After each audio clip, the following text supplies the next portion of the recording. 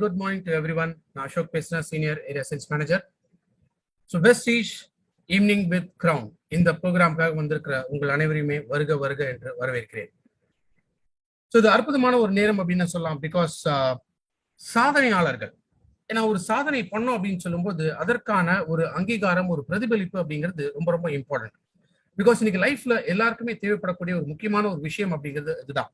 So அந்த வகையில பார்க்கும்போது இன்னைக்கு சாதனையாளர்களுக்கு ஒரு சிறப்பான ஒரு அங்கீகாரம் கொடுத்து அவங்க லைஃப்ல அவங்க மேலும் மேலும் வளர்றதுக்கான ஒரு அற்புதமான ஒரு பிளாட்ஃபார்ம் கிரியேட் பண்றாங்க அப்படின்னா எஸ், அது வெஸ்டீஜை தவிர இன்னைக்கு வேற எந்த விதமான நிறுவனம் இருக்க முடியாது அப்படின்னு இன்னைக்கு நம்ம சொல்ல முடியும். ஸோ அந்த வகையில பார்க்கும்போது நிறைய ஸ்டார்ஸ் அவங்களோட சக்சஸ் ஸ்டோரிஸ், அவங்களோட அச்சீவ்மெண்ட்ஸ் என்ன அப்படிங்கறத நம்ம தொடர்ந்து பார்த்துட்டு வந்துட்டு இருக்கோம். ஸோ அந்த வகையில இன்னைக்கு ஈவினிங் வித் கிரவுன் அப்படிங்கிற இந்த ப்ரோக்ராமுக்கு இன்னொரு முக்கியமான ஒரு விஐபி இன்னைக்கு வந்திருக்காரு. ஸோ அவர் வெஸ்டீஜ்ல ஜாயின் பண்ணி இன்னைக்கு எந்த அளவுக்கு இந்த மாதிரி ஒரு சக்சஸ் அடைஞ்சிருக்காரு அப்படிங்கறதான் அவர் சொல்ல இன்னைக்கு நம்ம கேட்க போறோம்.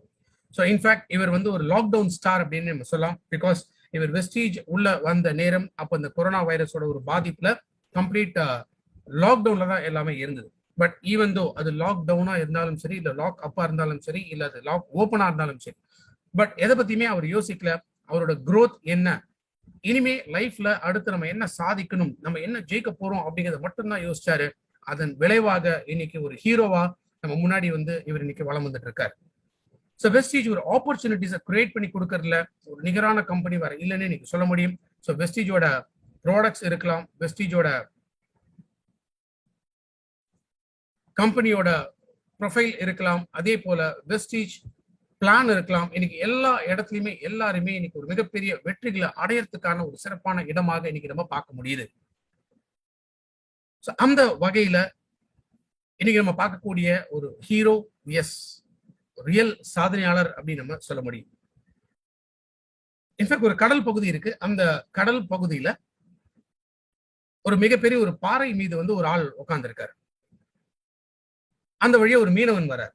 அந்த மீனவர் வரும்போது அவர் பாக்குறாரு, அந்த பாறை மேல வந்து ஒரு சின்ன பையன் உட்கார்ந்துருக்கானே, அந்த அந்த பகுதி வந்து ரொம்ப ஆழமான ஒரு பகுதியாச்சு. இந்த பகுதிக்கு வந்து ஒருத்தர் வராரு அப்படின்னா ஏதோ ஒரு தப்பான எண்ணத்துல தான் வந்து அவங்க அந்த இடத்துக்கு வருவாங்க. ஸோ தப்பான எண்ணம் அப்படின்னா மோஸ்ட்லி வந்து தற்கொலை பண்ணிக்கணும் அப்படிங்கிற ஒரு எண்ணத்தோட நிறைய பேர் இந்த இடத்துல உட்காரலாம். அது ஒரு ரொம்ப ரொம்ப ஆழமான பகுதி, ரொம்ப ஆபத்தான ஒரு பகுதி அப்படிங்கிறதுனால இவருக்கு ஒரு சந்தேகம் வருது. அப்ப கிட்டக்கு போய் பாக்குறாரு, அந்த இளைஞன் வந்து அப்படியே அழுதுட்டு இருக்கான். ஸோ இவர் கேட்கிறாரு, என்ன தம்பி, என்ன ஆச்சு, ஏன் இந்த பாறையில வந்து உட்காந்துருக்க, இது ரொம்ப ஆபத்தான பகுதி, இந்த இடத்துல வந்து யாரும் வரக்கூடாது, நீங்க இந்த இடத்த விட்டு கிளம்பு அப்படிங்கிறான். அப்ப அந்த இளைஞன் சொல்றான், இல்ல லைஃப்ல வந்து நான் பார்க்காத விஷயங்களே இல்ல, அத்தனையுமே வந்து எனக்கு ரொம்ப ரொம்ப துரதிருஷ்டவசமா மாறிடுச்சு. ஸோ இதுக்கு மேல வந்து நான் முன்னேறதுக்கோ இல்ல எனக்கு வந்து ஒரு பிடிப்பு லைஃப்ல ஏற்படுறதுக்கு இனிமே எதுவுமே இல்லைங்கிற ஒரு கட்டத்துக்குள்ள தான் நான் இங்க வந்திருக்கேன். ஸோ இன்ஃபேக்ட் இந்த இடத்துக்கு நான் வந்து இங்க உட்காந்துருக்கிறதுக்கான காரணம் என்னன்னா, தற்கொலை ஒரு முடிவோட தான் வந்து நான் இந்த இடத்துல நான் வந்திருக்கேன். என்ன பெருக்காதீங்க, இந்த லைஃப்ல வந்து எனக்கு எதுவுமே கிடையாது அப்படின்னு பார்க்கும்பொழுது என்னோட எண்ணம் எப்படி இருக்கோ அதை படி என்ன விட்டுருங்க அப்படின்னு சொல்றான். ஸோ மீனவன் பாக்குறாரு, ஏன்னா அவருக்கு வந்து அந்த இளைஞனை வந்து தனியா அந்த இடத்துல விட்டு போகிறதுக்கு மனசு வரல. அப்ப யோசிக்கிறாரு, சரி நான் இப்ப மீன் பிடிக்கிறதுக்கு வந்து கடலுக்குள்ள நான் போறேன், ஸோ ஏன் கூட வரியா அப்படின்னு கேட்கிறாரு. அந்த பையன் சொல்றான், நானே சாகதான் போறேன், நான் எதுக்கு வந்து உங்களோட கடலுக்குள்ள வரணும் அப்படிங்கிறாரு. சொல்லுது, சரி எதுவா இருந்தாலும் முடிவு வந்து நீ மாத்திக்க போறது இல்ல, பட் இருந்தாலும் என் கூட நீ கடலுக்கு வந்தா மேபி உனக்கு கொஞ்ச நேரம் வந்து பொழுது போகலாம், அதுக்கப்புறமா வந்து நீங்க என்ன பண்ணணும்னு நினைக்கிற அதை நீங்க வந்து பண்ணிக்கலாம் அப்படின்னு சொல்றாரு. சோ இந்த பையனும் யோசிக்கிறான், சரி கடலுக்குள்ள போகலாம், இப்ப இந்த இடத்துல நம்ம குதிச்சா கூட ஆழ் கடலுக்குள்ள போயிட்டோம் அப்படின்னா அதோட ஆழம் இன்னும் ரொம்ப அதிகம். சோ அப்போ அந்த இடத்துல போய் நம்ம குதிச்சிட்டோம் அப்படின்னா நம்ம யாருமே காப்பாற்ற முடியாது. அந்த எண்ணத்தோட என்ன பண்றா, சரி மீனவன் கூட நான் வரேன் அப்படிங்கிற. சரி இந்த படகுல இவங்க போயிட்டு இருக்காங்க, ஆழ் கடல்ல வந்து போயிட்டு இருக்காங்க. அப்போ திடீர்னு என்ன ஆகுதுன்னா மிகப்பெரிய ஒரு புயல் வந்து ஆரம்பிக்குது. அந்த புயலோட வேகத்தை வந்து தாங்க முடியாம அந்த படகு வந்து அப்படியே தத்தளிக்க ஆரம்பிக்குது. சோ இந்த புயல் மட்டும் இல்லாமல் திடீர்னு வந்து மிகப்பெரிய மழையும் வந்து பெய்ய ஆரம்பிக்குது. சோ ஒரு பக்கம் படகு அந்த அலைகளுக்கு நடுவுல அந்த புயல் வேகத்தை தாங்க முடியாம பெரிய அளவுல வந்து தத்தளிச்சுட்டே இருக்கு. இது வரைக்கும் தற்கொலை எண்ணத்தோட இருந்த அந்த பையன் இப்பதான் முதல் முறையா அவன் உடம்புக்குள்ள, அவன் மனசுக்குள்ள ஒரு பயம் வருது. என்ன அப்படின்னா, இந்த மாதிரி வந்து கப்பல், இந்த படகு வந்து அலைப்பாயுதே, இதனால நம்ம இங்க தண்ணிக்குள்ள விழுந்துட போறோமோ, தண்ணிக்குள்ள விழுந்து மூழ்கிட போறோமோ அப்படின்னு சொல்லி முதன் முறையா அவனுக்குள்ள அந்த ஒரு எண்ணம் வந்து வர ஆரம்பிக்குது. அப்போ ஒரு அந்த இளைஞன் வந்து பாக்குறான், இவங்கெல்லாம் வந்து என்ன பண்றாங்க, நம்ம மட்டும் இந்த பயத்தோட இருக்குமே, மத்த யாருமே அந்த மாதிரி அவங்க பயம் வந்து அவங்க முகத்திலயோ இல்ல அவங்க உடம்புலயோ வந்து தெரியவே இல்லையே. எப்படி இவங்களால அந்த மாதிரி இருக்க முடியுது அப்படின்னு சொல்லி ரொம்ப தீவிரமா யோசிக்க ஆரம்பிக்கிறான். எப்படியா தன்னை காப்பாத்திக்கணும் அப்படின்னு சொல்லி ரொம்ப கெட்டியா அந்த படகை வந்து அப்படி பிடிச்சிட்டே உட்காந்துருக்கான். கொஞ்சம் ஒரு 10-15 நிமிஷம் ஆகுது. மழை நிக்க துவங்குது. புயலும் வந்து கொஞ்சம் கொஞ்சமா குறைய ஆரம்பிக்குது. ஸோ இப்ப பழையபடி கடலோட கொந்தளிப்பு வந்து குறைய ஆரம்பிக்குது. இப்ப நார்மலா வந்து இந்த படகு திரும்ப கடல்ல வந்து போக ஆரம்பிக்குது. ஸோ இப்படியான ஒரு சூழ்நிலைக்குள்ள இவங்க மீனெல்லாம் பிடிச்சிட்டு திரும்ப கரைக்கு வராங்க. ஸோ கரைக்கு வரும்போது அந்த இளைஞன் வந்து அந்த மீனவர்கிட்ட வந்து கேட்கிறான், நான் உண்மையிலே தற்கொலை எண்ணத்தோட தான் நான் வந்தேன். ஆனா ஆழ்கடல்ல வந்து அங்க தற்கொலை பண்ணிக்கணும் அப்படின்னு நினைச்ச எனக்கு அந்த புயலோ மழையோ இதெல்லாமே முதல் முறையாக ஒரு பயத்தை வந்து எனக்கு ஏற்படுத்திச்சு. இந்த பயம் என்ன அப்படின்னா, இதுல நம்ம சாகக்கூடாது, இப்படியே தப்பிக்கணும் அப்படின்னு சொல்லி எனக்கு ஒரு எண்ணம் வந்து அப்ப தோண ஆரம்பிச்சது. எனக்கு இருந்த எத்தனையோ பயம் இருந்தால் கூட, ஆனா உங்க யாரையும் பார்க்கும்போது உங்களுக்கெல்லாம் அந்த பயமும் இல்லையே, உங்களால மட்டும் எப்படி தைரியமா வந்து அந்த நடுக்கடல்ல அந்த மாதிரியான ஒரு சூழ்நிலைக்குள்ள உங்களால டிராவல் பண்ண முடிஞ்சது அப்படின்னு சொல்லி கேட்கிறேன். அப்ப அந்த மீனவர் சொல்றாரு, இந்த புயல் இது என்னோட கண்ட்ரோல்ல இருக்கா? இல்ல அப்படிங்கிறான். இந்த மழை இருக்கே, இந்த மழை என்னோட கண்ட்ரோல்குள்ள இருக்கா? நிச்சயமா இல்ல. பெரிய பெரிய அலைகளா வந்து படக வந்து தள்ள ஆரம்பிச்சது. இந்த அலைகள் ஏதாவது வந்து என்னோட கண்ட்ரோல்குள்ள இருக்கா? அந்த இளைஞன் சொல்றான், நிச்சயமா எதுவுமே கிடையாது அப்படிங்கிறான். சோ புயலும் சரி, அலையும் சரி, மழையும் சரி, எதுவுமே என்னோட கண்ட்ரோல் இல்ல. ஆனா என்னோட கண்ட்ரோல்குள்ள இருக்கக்கூடியது என்னன்னு கேட்டீங்கன்னா, இந்த படகு. சோ இந்த படகு நான் என்ன சொல்றேனோ அதற்கு ஏற்றாற் போல இது வந்து பயணிக்கும். அப்போ அந்த புயலையோ, மழையோ அதை எதிர்த்து போராடக்கூடிய ஒரு சக்தியை வந்து என்னோட படகுக்கு நான் தொடர்ந்து குடுத்துட்டே வந்தேன். அதனால எங்களுக்கு இருந்த ஒரு நம்பிக்கை என்னன்னா, என்ன ஆனாலும் சரி, நம்ம கடலுக்குள்ள விழமாட்டோம். கடலுக்குள்ள போய் நம்ம முழுக மாட்டோம்.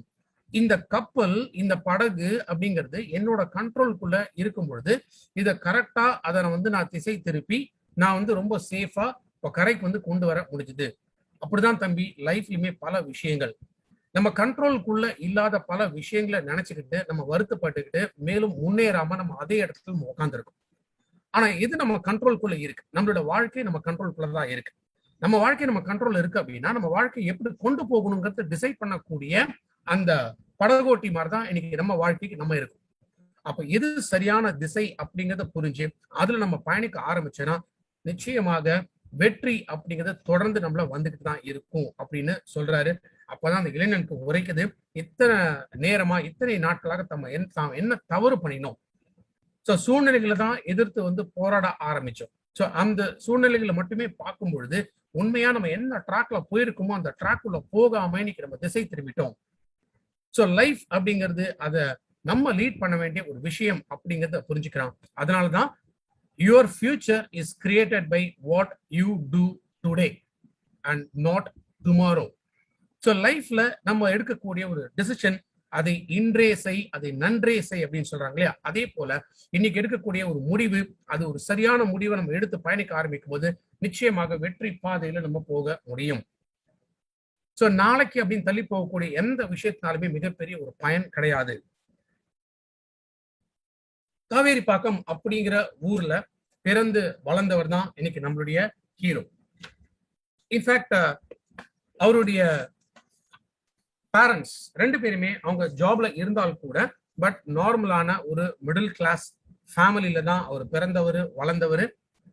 சோ அப்படி இருக்கிறவர் மாஸ்டர்ஸ் டிகிரி, அதுவும் ME in applied science, master of engineering applied sciences, அந்த பட்ட படிப்பை முடிச்சாரு. அதை முடிச்சுட்டு அவருக்கு இந்த ஒரு பேஷன் என்ன அப்படின்னா, ஆசிரியராக பணியாற்றணும் அப்படின்னு சொல்லி. சோ அதனால அசிஸ்டன்ட் ப்ரொஃபஸரா ஒரு காலேஜ்ல வந்து ஜாயின் பண்ணாரு. ஆல்மோஸ்ட் காலேஜ்ல வந்து கிட்டத்தட்ட ஒரு 2 வருஷம் அங்க ஒர்க் பண்ணாரு. அதன் பிறகு சாஃப்ட்வேர் லைன்ல போகணும், ஏன்னா ஃபியூச்சர் இதுதான் அப்படின்னு சொல்லிட்டு அவர் சாஃப்ட்வேர் லைன்ல வந்தாரு. சாஃப்ட்வேர் லைன்ல கிட்டத்தட்ட ஒரு 4.5 வருஷம் வேலை பார்த்துட்டு இருந்தாரு. சோ கிட்டத்தட்ட ஒரு 6.5 வருஷமாக வேலைக்கு போயிட்டு இருந்தார். 4,500 ஆரம்பிச்ச அவருடைய வருமானம் ஹையஸ்ட் அப்படின்னு பார்க்கும்போது 6.5 வருஷத்துல 43,000 அவருடைய வருமானமாக இருந்தது. இப்ப வேலை அப்படிங்கிறது எல்லாருமே படிச்ச உடனே ஒரு நல்ல வேலைக்கு போகணும், நல்ல பெரிய பணம் சம்பாதிக்கணும் அப்படின்னு எல்லாருமே ஆசைப்படுற மாதிரி தான் இவரோட ஆசையுமே இருந்தது. அந்த நேரத்துல அவர் செஞ்சுட்டு இருந்த ஒரு ப்ராஜெக்ட் முடிஞ்சு அடுத்தது கம்பெனி என்ன சொல்லிட்டாங்க, நீங்க வேற வேலை தேடிக்கிங்க. சோ அன்னைக்கு அந்த 43,000 வர வேண்டிய அந்த பணமும் கண்ணுக்கு தெரியல. அப்ப என்ன ஆயிடுச்சு, லைஃப் அந்த இடத்துல ஒரு க்ளோஸ் ஆன மாதிரியான ஒரு சூழ்நிலைக்குள்ள அவர் தள்ளப்பட்டார். இன்ஃபேக்ட் அந்த டைம் தான் கொரோனா வைரஸோட தாக்கம் அதிகமாக இருந்து லாக்டவுன் அப்படிங்கிற விஷயங்களும் படிப்படியாக எல்லாமே வர ஆரம்பிச்சது. ஸோ ஒரு பக்கம் அவரோட ப்ரொஃபஷன், இன்னொரு பக்கம் சூழ்நிலைகள், லாக்டவுன் ஸ்டார்ட் ஆச்சு, கொரோனா வைரஸோட பாதிப்பு அதிகமாச்சு. ஸோ இது எல்லாமே சேர்ந்து அவருக்கு மிகப்பெரிய ஒரு சேலஞ்சஸ் உருவாக்கிச்சு. ஸோ அந்த சேலஞ்சஸ்மே எதிர்த்து போராடுறதுக்கு அவரு துணிவாக அன்னைக்கு இருந்தார். ஸோ அன்னைக்கு அவர் எடுத்த அந்த துணிவான ஒரு முடிவு, அதுதான் வெஸ்டீஜ் அப்படிங்கிற இந்த நிறுவனத்துக்குள்ள சேரணும். ஏன்னா ஒரு பிசினஸ் பண்ணாதான் ஜெயிக்க முடியும் அப்படின்னு இருந்த அந்த நினைப்பு வெஸ்டீஜை தேர்ந்தெடுக்க வைத்தது. ஸோ 2020 ஜனவரி மாதம் வெஸ்டீஜ்ல அவர் இணைஞ்சாரு. ஸோ வெஸ்டீஜ்ல அவருடைய முதல் மாத வருமானம் பார்த்தீங்கன்னா ₹259. ஸோ படிப்படியாக இந்த பிசினஸ்ல ஏதோ ஒரு சக்தி இருக்கு, இதனால் நிச்சயமாக நம்ம முன்னேற முடியும் அப்படின்னு அவருக்கு இருந்த ஒரு நம்பிக்கையின் காரணமாக அவருடைய ஹையஸ்ட் இன்கம் வெஸ்டீஜ்ல 1,59,000 பிளஸ். ஸோ வெறும் ₹200 ₹300 வருமானத்தோட இதோட அவ்வளவுதான். ஏன்னா 43,000 வாங்கிட்டு இருந்த இடத்துல ₹250 ₹300 ஒரு வருமானம் வாங்கும் பொழுது மனசு எவ்வளவு கஷ்டப்படுங்கிறது யோசிச்சு பாருங்க. பட் அந்த இடத்துலயுமே அந்த நம்பிக்கை அதுதான் அவருக்கு உறுதுணையாக இருந்தது. அந்த நம்பிக்கையின் காரணமாக கிட்டத்தட்ட ஒரு 1 இயர்க்குள்ள வெஸ்டீஜ் எப்போதுமே சொல்லக்கூடிய 1 வருஷம் 1 லட்சம் கிரவுன் டைரக்டர் இந்த நிலையம் அடைஞ்சு 1 lakh பிளஸ் அவருடைய வருமானத்தை அவர் அடைஞ்சிருக்கார். ஸோ யோசிச்சு பாருங்க ஃப்ரெண்ட்ஸ், சேலஞ்சஸ், லைஃப் லீட் பண்ண முடியாத சேலஞ்சஸ் வந்த நேரத்திலுமே இன்னைக்கு நான் என்ன பண்ணா என்னோட ஃபியூச்சர் உருவாகும் அப்படிங்கிற ஒரு முடிவை எடுத்ததன் காரணமாக இன்னைக்கு நம்ம முன்னாடி பேசுறதுக்கு தயாரா இருக்காரு. ஸோ அவர் லைஃப்ல நடந்த அந்த டிரான்ஸ்ஃபர்மேஷன் என்ன அப்படிங்கிறத இன்னைக்கு பார்க்க போறோம். So join me to welcome Crown Director Mr. M. Satish for this wonderful evening. We welcome you, Mr. Satish.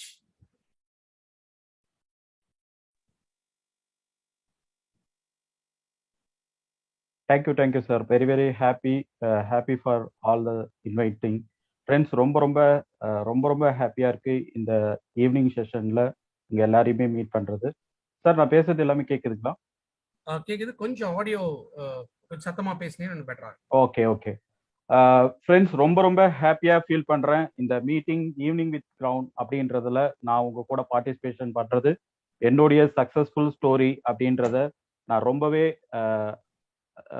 உங்க கூட ஷேர் பண்றதுக்காக தெளிவா ஒரு ப்ரெசன்டேஷனை நான் கொண்டு வந்திருக்கேன்.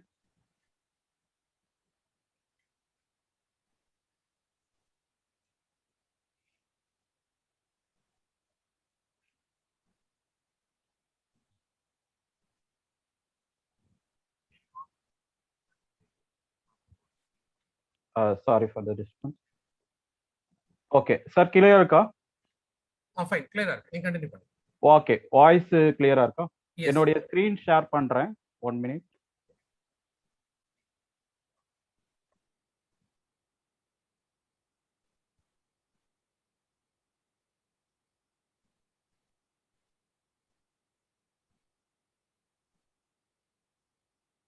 ஓகே.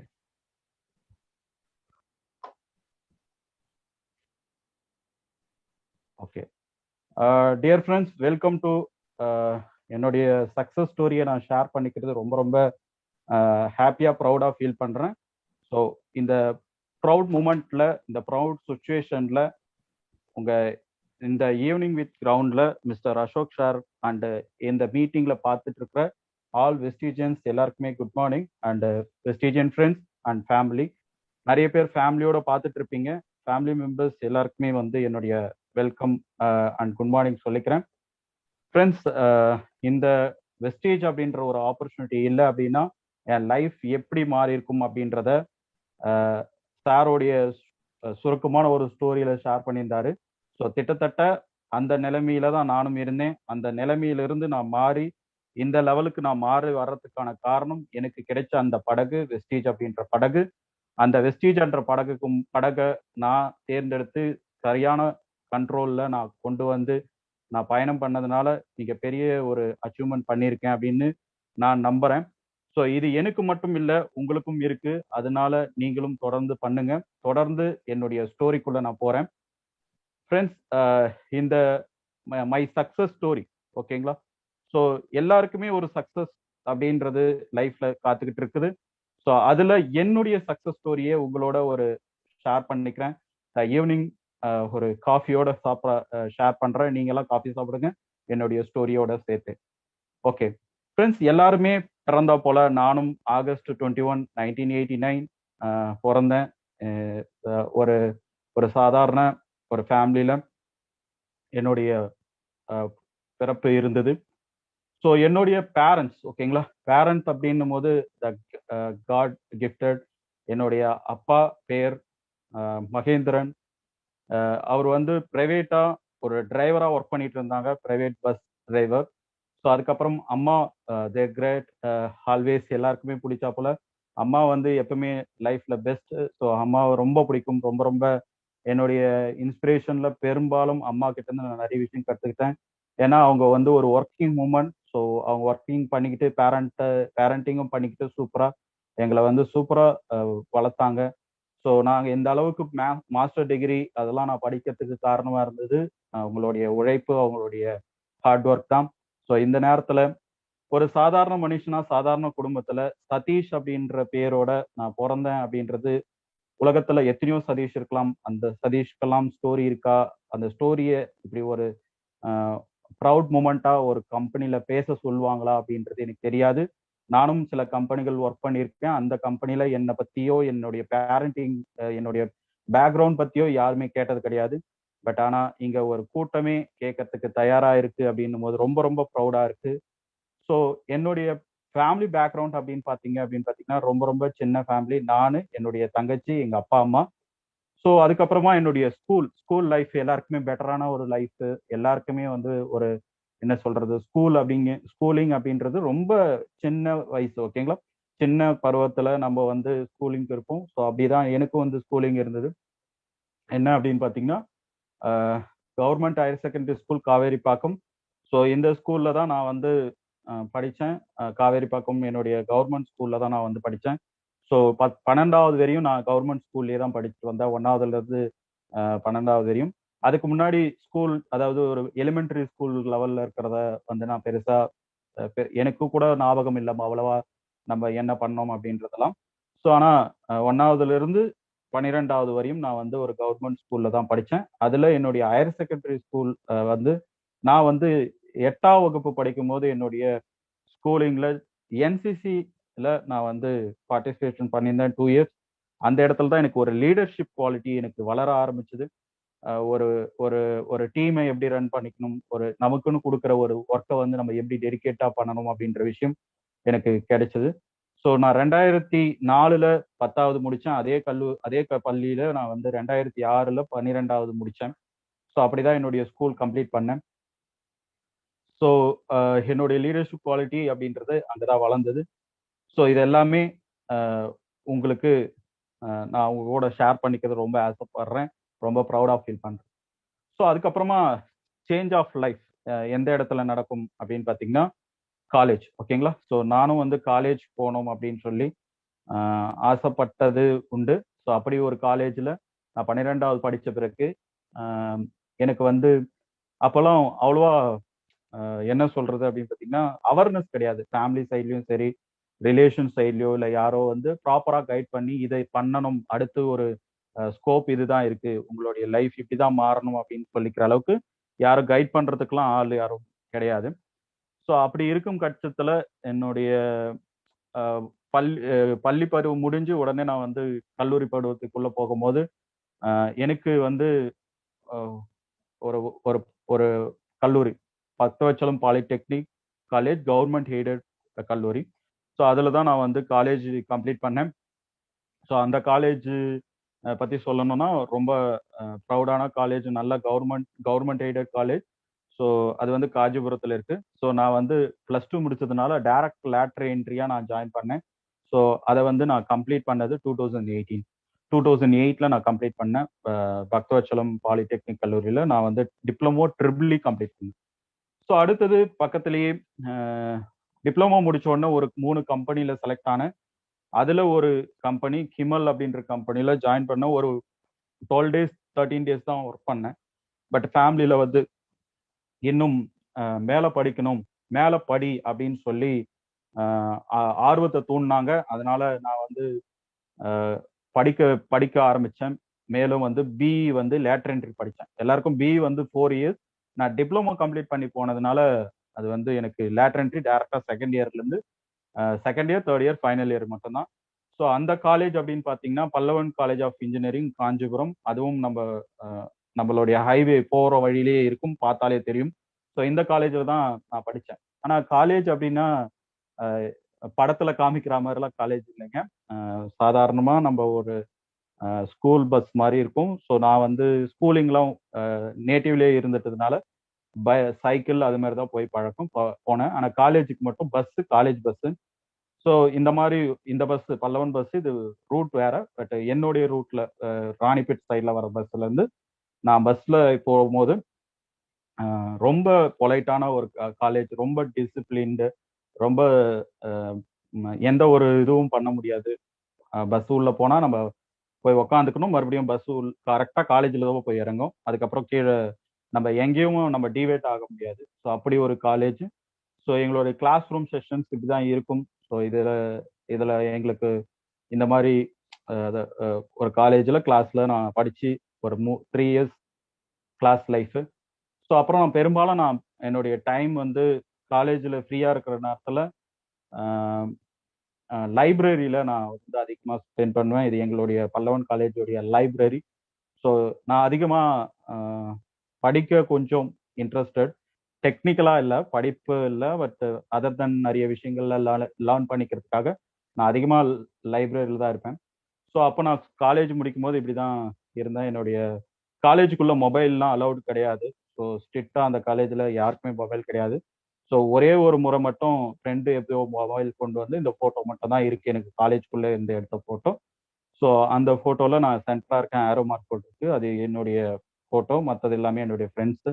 பிரபாகரன், சுதர்சன், சுதாகர், சதீஷ், இன்னொரு சதீஷ், அதுக்கப்புறம் சேகர் அப்படின்றவங்க என்னுடைய ஃப்ரெண்டு. ஸோ என்னுடைய ஃப்ரெண்ட்ஸ் நிறைய பேர் இருக்காங்க. பட் இதில் காலேஜ் ஃப்ரெண்ட்ஸு உடைய இந்த ஃபோட்டோ மட்டும் தான் என்கிட்ட இருக்கு. அதனால அதை ஷேர் பண்ணுறேன். ஸோ எல்லாரும் மாதிரி நானும் கிராஜுவேஷன் உங்க எல்லாருக்குமே எல்லாருமே கிராஜுவேஷன் பண்ணா இப்படிதான் வந்து சர்டிஃபிகேஷன் கொடுப்பாங்க. அது ஒரு கிளாஸ் ஃபுல்லா எங்களுடைய கிளாஸ் மெம்பர்ஸ் எல்லாருமே இருந்தாங்க. ஸோ இதுல எங்க நான் இல்லை அப்படின்னு கேட்டிங்கன்னா கண்டிப்பா இந்த இந்த ஃபங்க்ஷன் கலந்துக்க முடியாத ஒரு சூழ்நிலை, அதனால கலந்துக்கல. பட் என்னுடைய ஃப்ரெண்ட்ஸ் எல்லாருமே இருக்கிற ஒரு ஃபோட்டோ இது இருக்கு. ஸோ இதை நான் உங்க கூட ஷேர் பண்ணிக்க விரும்புகிறேன். Completed on 2011 Pallavan college of engineering complete பண்ணிட்டு Pallavan college of engineering electronics and communication டிபார்ட்மெண்ட்ல நான் கம்ப்ளீட் பண்ணேன். ஸோ அடுத்தது என்ன ஃப்ரெண்ட்ஸ், ஆப்வியஸ்லி எல்லாருக்குமே ஜாப் ஜாப் ஜாப். என்னுடைய ஜாப் ட்ரீம் ஜாப் அப்படின்னு தெரியலாமா, இல்லை கேரியர் ஓரியன்ட் ஜாப் தெரியலாமா, பொட்டென்ஷியலா ஏதாவது இருக்குமா, ஃபியூச்சர்ல எப்படி இருக்கும், ஆஸ்பிரேஷனா இருக்கலாமா, ரிசர்ச் லைன்ல படிக்கலாமா. ஸோ அப்படியெல்லாம் கனவுகள், பல யோசனைகள், பல எதிர்பார்ப்புகள்லாம் மனசுக்குள்ள ஓடும் இல்லையா.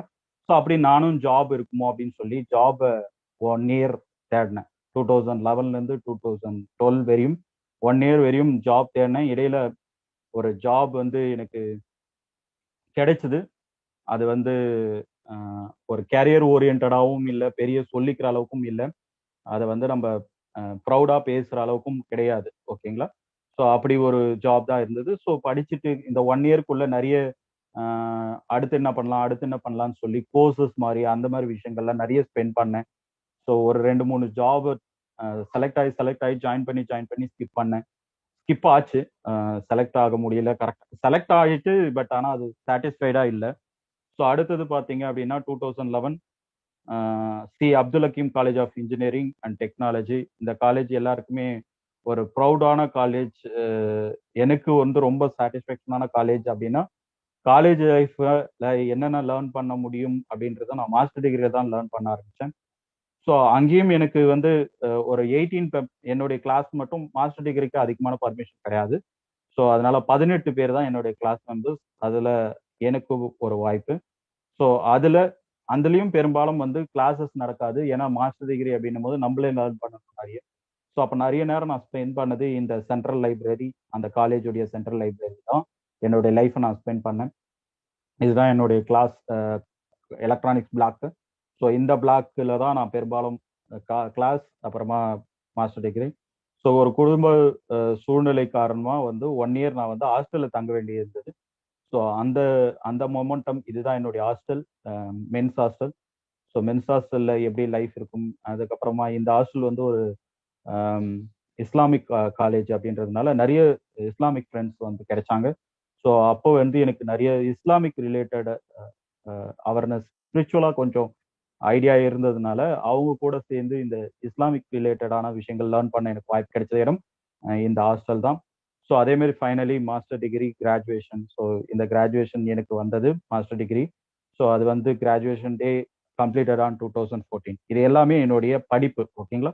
ஸோ வாழ்நாளில் பெரிய அளவில் படிக்கலாம், பெரிய அளவில் சம்பாதிக்கலாம், பெரிய அளவில் படித்தா பெரிய லைஃப் போகலாம் அப்படின்னு சொல்லி எல்லாருக்குமே ஒரு பெரிய ட்ரீம் இருக்கும். ஓகேங்களா? அந்த மாதிரி ஒரு ட்ரீம் எனக்குமே இருந்தது. எனக்குமே வந்து அதை நான் வந்து யோசிக்க ஆரம்பித்தேன், பண்ணேன். சீரியஸாக எல்லாத்துலேயுமே வந்து ஃபர்ஸ்ட் கிளாஸில் தான் பாஸ் பண்ணேன். ஸோ எதுவும் வந்து ஏதோ தானோ அப்படின்லாம் பாஸ் கிடையாது. ஸோ ஃபர்ஸ்ட் கிளாஸ் பாஸ் பண்ணி தான் நான் வந்து வெளியே வந்தேன். ஸோ கிட்டத்தட்ட மாஸ்டர் டிகிரி 74%. அது பெரிய பர்சன்டேஜ் இல்லை அப்படின்னாலும் ஒரு ஆவரேஜாக ஒரு மிடில் கிளாஸ் ஃபேமிலியில் இருந்துட்டு எந்த அளவு படிக்க முடியுமோ அந்த எல்லா ஆவரேஜுமே வந்து பண்ணேன். நான் வந்து 94, 98 அப்படி சொல்ல வரல. பட் ஆனால் ஒரு ஆவரேஜ் பாஸ் மார்க்காவது நம்ம பண்ண முடியும் அப்படின்ற அளவுக்கு தான் என்னுடைய நாலேஜ் இருந்தது. ஈவன் தோ உங்க எல்லாருக்குமே தெரியும், நான் வந்து கவர்மெண்ட் ஸ்கூல்ல தமிழ் மீடியம் படிச்சுட்டு அதுக்கப்புறம் எல்லாமே இங்கிலீஷ்ல படித்தேன். ஸோ இங்கிலீஷ்ல படிச்சு மார்க் எடுத்து அப்புறம் தான் இந்த லெவலுக்கு வந்தேன். ஓகேங்களா? ஏன்னா நிறைய பேர் படிச்சா வாழ்க்கை மாறும் அப்படின்னு நினைப்பீங்க. அதுக்காக என்னுடைய படிப்பே வந்து 2014 வரையுமே நான் கடந்திருக்கேன். சரி, அதுக்கப்புறமா வாஹூ ஐ லேர்ன்ட் ட்ரீம் ஜாப். ஏன்னா சின்ன வயசுலேருந்தே கொஞ்சம் டீச்சிங்ல எனக்கு இன்ட்ரெஸ்ட் அதிகம். ஸோ டீச்சிங் வந்து பண்ணணும்னு ஆசை. ஸோ அந்த ஒரு கேரியருக்காக, அந்த ஒரு மொமெண்டம்காக நான் என்ன பண்ணேன் அப்படின்னு பார்த்தீங்கன்னா, டீச்சிங் ப்ரொஃபஷன்ஸே சூஸ் பண்ணேன். ஸோ உடனே 2014 கம்ப்ளீட் ஆன உடனே 18 பேர் என்னுடைய கிளாஸ் மெம்பர்ஸ் டில் நவ். எனக்கு தான் ஃபர்ஸ்ட் வந்து ஒரு அசிஸ்டன்ட் ப்ரொஃபஸர் ஒர்க்காவது கிடைச்சது. 17 பேர் கிடைக்கல. ஸோ அப்புறமா எனக்கு அப்புறமா ஒரு 2 வருஷம் கழிச்சு ஒரு பையனுக்கு கிடைச்சது. ஸோ அவ்வளோதான். ஓகேங்களா? இன்னமும் 16 பேருக்கு வந்து எந்த ஒரு அசிஸ்டன்ட் அவங்க அப்புறம் ஃபேமிலி அதோட செட்டில் ஆயிட்டாங்க. மோஸ்ட் ஆஃப் அப்படிதான் அவங்களுடைய லைஃப் வந்து இருக்கு. சில பேர் வந்து பிஹெச்டி பண்ணிட்டாங்க. பிஹெச்டி முடிச்சு ஒன் ஆர் 2 மெம்பர்ஸ் பிஹெச்டி முடிச்சிருக்காங்க. ஸோ இப்படிதான் என்னுடைய கெரியர்ல நான் வெளியே வரும்போது எனக்கு ஜாப் கிடைச்சது. அதுவும் என்னுடைய ட்ரீம் ஜாப், சாட்டிஸ்ஃபேக்ஷனான ஒரு ஜாப், ஒரு பேஷனுக்குள்ள சொல்லலாம். ஏன்னா ஒரு டீச்சிங்குள்ள வந்தேன். ஆனா அந்த காலேஜ்ல வந்து அசிஸ்டன்ட் ப்ரொஃபஸரா வரும்போது என்னுடைய ஃபர்ஸ்ட் சேலரி ஜஸ்ட் 8,000 rupees. உங்க எல்லாருக்கும் பிலீவ் பண்ண முடியுதான்னு தெரியல. ஓகேங்களா? இதுதான் உண்மை, இதுதான் ரியாலிட்டி. என் கையில வந்த வருமானம் ஃபர்ஸ்ட் மாச சேலரி 8,000 ரூபாய் தான். ஒரு 1.5 வருடம் அதே காலேஜ்ல ஒரு நாள் கூட லீவ் போடாம ஒர்க் பண்ணதுக்கு என்னுடைய இன்க்ரிமெண்ட் 8,000 ரூபாய். சரி, 8,000 ரூபாயில இருந்து 9,000 ரூபாய். ஸோ அந்த காலேஜ் பேர் அப்படின்னு பார்த்தீங்கன்னா சித்தீஸ்வரர் பாலிடெக்னிக் காலேஜ். இந்த காலேஜில் ஒர்க் பண்ணேன். இந்த காலேஜ் பின்னாடியே இன்ஜினியரிங் காலேஜ். ஸோ இந்த காலேஜ்லேயே டீச்சிங், அதுக்கப்புறமா அசிஸ்டன்ட் ப்ரொஃபஸர், பின்னாடி ஒரு இன்ஜினியரிங் காலேஜும் நாங்கள் வந்து இன்ஜினியரிங் ஸ்டூடெண்ட்ஸ்க்கும் கிளாஸ் எடுப்போம். ஓகேங்களா? So college of assistant professor, அதுக்கப்புறமா சேலரி 8,000 rupees. 2014 to 2016 அங்கே தான் என்னுடைய லைஃப் போச்சு. ஸோ அந்த நேரத்தில் என்கிட்ட ஓப்பனாக சொல்கிறேன், ஒரு பேசிக் மொபைல் தான் நான் வச்சுட்டு இருந்தேன். என்கிட்ட வந்து ஒரு ஆண்ட்ராய்டு மொபைலோ எதுவுமே கிடையாது. பேசிக் மொபைல், பேசிக் செட்டப்லையோ. ஸோ அதை எடுத்துட்டு தான் போவேன். என்னுடைய கிளாஸ் ஃப்ரெண்ட்ஸ் கிடையாது, நல்லா புரிஞ்சுக்கோங்க, ஸ்டூடெண்ட்ஸ். ஓகேங்களா? அவங்க எதிரில் மொபைல் எடுத்து பேச மாட்டேன், மொபைலை வெளியே எடுக்கவே மாட்டேன். ஒரு கூச்சமாக இருக்கும் இல்லையா? ஒன்று நம்மளுடைய வருமானம் கம்மியாக இருக்கு, நம்ம வந்து லைஃப் வந்து இப்படி ஒரு ஒரு லக்ஸரியாலாம் நம்ம காமிச்சிக்க முடியாது. வெளியில பையன் நினைச்சிட்டு இருப்பாங்க, சாருக்கு வந்து 40,000 45,000 கிடைக்கும் அப்படின்னு சொல்லி ஓப்பனா கேட்பாங்க, சார் உங்களுக்கு என்னங்க சார் 40,000 வாங்குவீங்களா? ஏன்னா டிப்ளமோ முடிச்சுட்டு வெளியே போனாவே வந்து ஒரு 8,000 9,000 கிடைக்குதே அப்படின்றது தான் அவங்களோட மைண்ட் செட். பட் ஆனால் இன்னைக்கு டீச்சிங் ப்ரொஃபஷன்ஸ் எப்படி இருக்குன்றது உண்மையா டீச்சிங் ஃபீல்ட்ல இருக்கிறவங்களுக்கு கண்டிப்பா புரியும். அடுத்தது ஜாப். ஸோ இந்த 2016 சைட்லயே வந்து நிறைய கவர்மெண்ட் ஜாப்ஸ் அனலைஸ் பண்ணேன், கவர்மெண்ட் ப்ரிப்பரேஷன் பண்ண ஆரம்பிச்சேன். கவர்மெண்ட்காக ப்ரிப்பேர் பண்ணலான்னு சொல்லி யோசிக்கும் போது ரெண்டு வருடம் தொடர்ந்து அங்க வேலை செய்யும் போது என்னால ப்ரிப்பேர் பண்ண டைம் கிடைக்கல. ஜாபையும் பண்ணிட்டு ப்ரிப்பேர் பண்ண முடியல. ஸோ நான் வந்து இங்க ரூரல் ஏரியால இருக்கேன். அப்பப்போ வந்து வெளியில வந்து பண்ணணும் அப்படின்ற ஒரு மைண்ட் செட்ல என்ன பண்றதுன்னு தெரியல. ஸோ அப்போ வந்து சென்னைக்கு வந்து ஷிஃப்ட் ஆயிட்டு ஸோ டோட்டலா கோர்ஸ் படிக்கலாம் அப்படின்னு சொல்லி ஒரு கோர்ஸ் உங்களுக்கு எல்லாருக்குமே டிவியில பேப்பர்ல ஆன்லைன்ஸ்லாம் வரும். Race coaching institute Chennai. கிட்டத்தட்ட இதுல நானும் ஒரு பேரலா என்னுடைய சாஃப்ட்வேர் கம்பெனிக்குள்ள போறதுக்கு முன்னாடி இந்த கோர்ஸ் சாஃப்ட்வேர் கோர்ஸ் ரெண்டுமே பேரலா பண்ணிட்டு இருந்தேன். பேரலா பண்றதுக்கு எனக்கு இந்த இன்ஸ்டிடியூஷன்ல நானும் ஜாயின் பண்ணி, அதாவது ஜாயின் பண்றதுக்கான ஃபுல் பேமெண்ட் பண்ணிடணும். ஃபுல் பேமெண்ட் நம்ம வந்து கண்டிப்பா கொடுத்துடணும். ஸோ கொடுத்துட்ட பிறகுதான் நம்ம வந்து ஜாயின் பண்ண முடியும். அதுக்கப்புறம் நம்ம ஜாயின் பண்ணிட்ட பிறகு நம்மளுடைய ப்ரிப்பரேஷனுக்கு இந்த மாதிரி ஒரு கிளாஸ் செஷன் தான் எடுப்பாங்க. ஸோ இந்த மாதிரி கிளாஸ் செஷன்ல ஒரு மூலையில நம்ம ஒரு ஆளா இருப்போம். ஸோ அது 100 பேராக இருக்கலாம், 150 பேராக இருக்கலாம். என்னங்க இப்படி சொல்றீங்க அப்படின்னு கேட்டீங்கன்னா, உண்மை அதுதான். ட்ரூவான ஒரு விஷயத்தை தான் நான் பேசிட்டு இருக்கேன். 100 பேரோ 150 பேரோட ஒரு ஆளா உட்காந்து நம்ம கிளாஸ் அட்டன் பண்ணணும். அந்த கிளாஸ் அட்டன் பண்ணிட்ட பிறகு இது ப்ரிப்பரேஷன் ஓகேங்களா. ஒருத்தர் கிளாஸ் எடுப்பாங்க. ஸோ அதுக்கப்புறமா நாமளா ப்ராக்டிஸ் பண்ணணும். ஸோ நெக்ஸ்ட் எக்ஸாமினேஷனுக்காக ப்ரிப்பேர் பண்றதுக்காக ஒரு ஏரியா. இதுதான் மார்னிங் ப்ரிப்பரேஷன் அப்படின்னா ஈவினிங் வந்து ப்ராக்டிஸ். இப்படியே தான் போகும். ஸோ இந்த ஸ்ட்ரீட் உங்க எல்லாருக்குமே தெரியும், சென்னை டி நகர் அப்படின்னு சொல்லி. எல்லாருமே ஸ்கூலிங் ஆகட்டும், காலேஜ் ஆகட்டும், இந்த இந்த காலகட்டத்துல என்ன யோசிச்சு பாருங்க. எல்லாருக்குமே வந்து ஒரு மைண்ட் செட் இருக்கும் கரெக்டா. நம்ம வந்து அப்பா அம்மாவுக்கு ஒரு பேர்டன் கொடுக்கக்கூடாது. அப்பா அம்மா வந்து நம்மளை படிக்க வச்சுட்டாங்க, நாம ஒரு வேலை பண்ணி அவங்கள காப்பாற்றணும். ஆனா நம்மளுக்கு லைஃப் இப்படி இருக்கு, நம்ம என்ன பண்றது? சரி ஒரு கவர்மெண்ட் ஜாப்க்கு போயிடலாம், எப்படியாவது கஷ்டப்படலாம் அப்படின்னு சொல்லி ப்ராக்டிஸ் பண்ணி எல்லாம் பண்ணாலும் என்ன பண்றதுன்னு தெரியாத நேரத்துல பையில பேக்கெட்ல பணம் இல்லாத நேரங்கள்ல என்ன பண்றதுன்னு தெரியாம பார்ட் டைம் ஜாப் தேட ஆரம்பிச்சேன். ஸோ அப்போ எனக்கு கையில கிடைச்ச பார்ட் டைம் ஜாப் அப்படின்னு போட்டிருந்தாங்க. பார்ட் டைம் ஜாப்னு ஃபோன் பண்ணி கேட்ட உடனே அந்த ஒரு இது போனேன். அங்க போனா நிறைய பிளாம்பெட்ஸ் வச்சாங்க. அந்த பிளாம்பெட்ஸ் எல்லாம் வந்து எடுத்து நம்ம என் கையில பல்கா கொடுத்துருவாங்க. அதுல ஒரு 500 1000 இருக்கும். நம்ம வந்து இந்த மாதிரி ஒரு ரங்கநாத் ஸ்ட்ரீட்ல போய் நின்றுக்கிட்டு அந்த பிளாம்பெட்ஸ் எல்லாம் கொடுக்கணும், மக்கள் கிட்ட கொடுக்கணும். அவங்க தூக்கி போடுறாங்க, அதை பாக்குறாங்க, பார்க்காம போறாங்க, எதுவுமே நமக்கு ஓவிக்கிறார். அந்த 1000 பிளாம்பெட்டை நம்ம ஜெனுவனா இஷ்யூ பண்ணணும், எல்லா மக்கள் கையில அது போய் சேரணும் அப்படின்றது அது விளம்பரம் ஓகேங்களா. அந்த நிறுவனங்கள் வச்சிருக்கிற விளம்பரம். ஸோ இதை நீங்க ரோட்ல எத்தனையோ பேர் கொடுத்து பார்த்துருப்பீங்க, எத்தனையோ பேர் வாங்கி பார்த்துருப்பீங்க. சில பேர் என்னுடைய அனுபவம் கூட உங்களுக்கு இருந்திருக்கலாம். இது என்னுடைய ஃபேமிலிக்கே தெரியாது.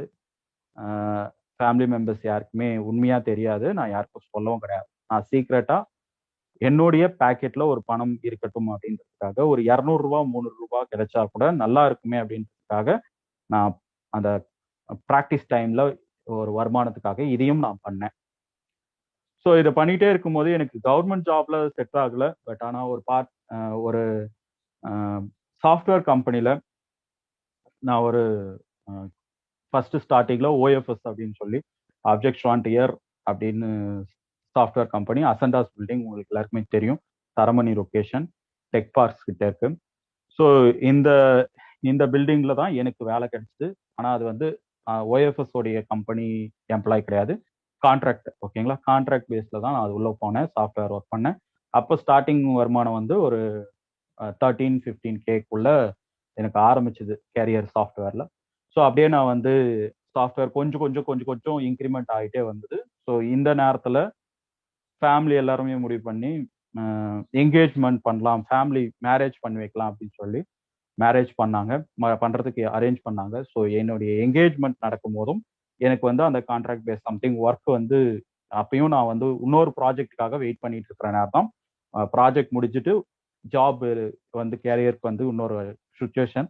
ஸோ அப்போ என்கேஜ்மெண்ட் நடக்கும் போதும் என்னுடைய ஜாப்ல வந்து எனக்கு கிரிட்டிக்கல் சுச்சுவேஷன் இருந்தது. இருந்தாலும் என்னுடைய மிஸ்ஸஸோடைய ஃபேமிலி சைட்ல என்னை அண்டர்ஸ்டாண்ட் பண்ணிக்கிட்டு அந்த ஜாப்பை வந்து உங்களுக்கு பொறுமையா கூட அப்புறமா கிடைக்கும் அப்படின்னு சொல்லி மேரேஜ் பண்ணலாம் அப்படின்னு சொல்லிட்டு மேரி லைஃப் ஸ்டார்ட் பண்ணாங்க. ஸோ என்கேஜ்மெண்ட்டே ஸோ ரொம்ப ப்ரௌடான ஒரு எல்லா ஃபேமிலி மெம்பர்ஸோட சேர்ந்து எனக்கும் என்னுடைய மனைவிக்கும் என்கேஜ்மெண்ட் நடந்தது. அதுதான் என்கேஜ்மெண்ட் டேவே நவம்பர் 1ஆம் தேதி 2017.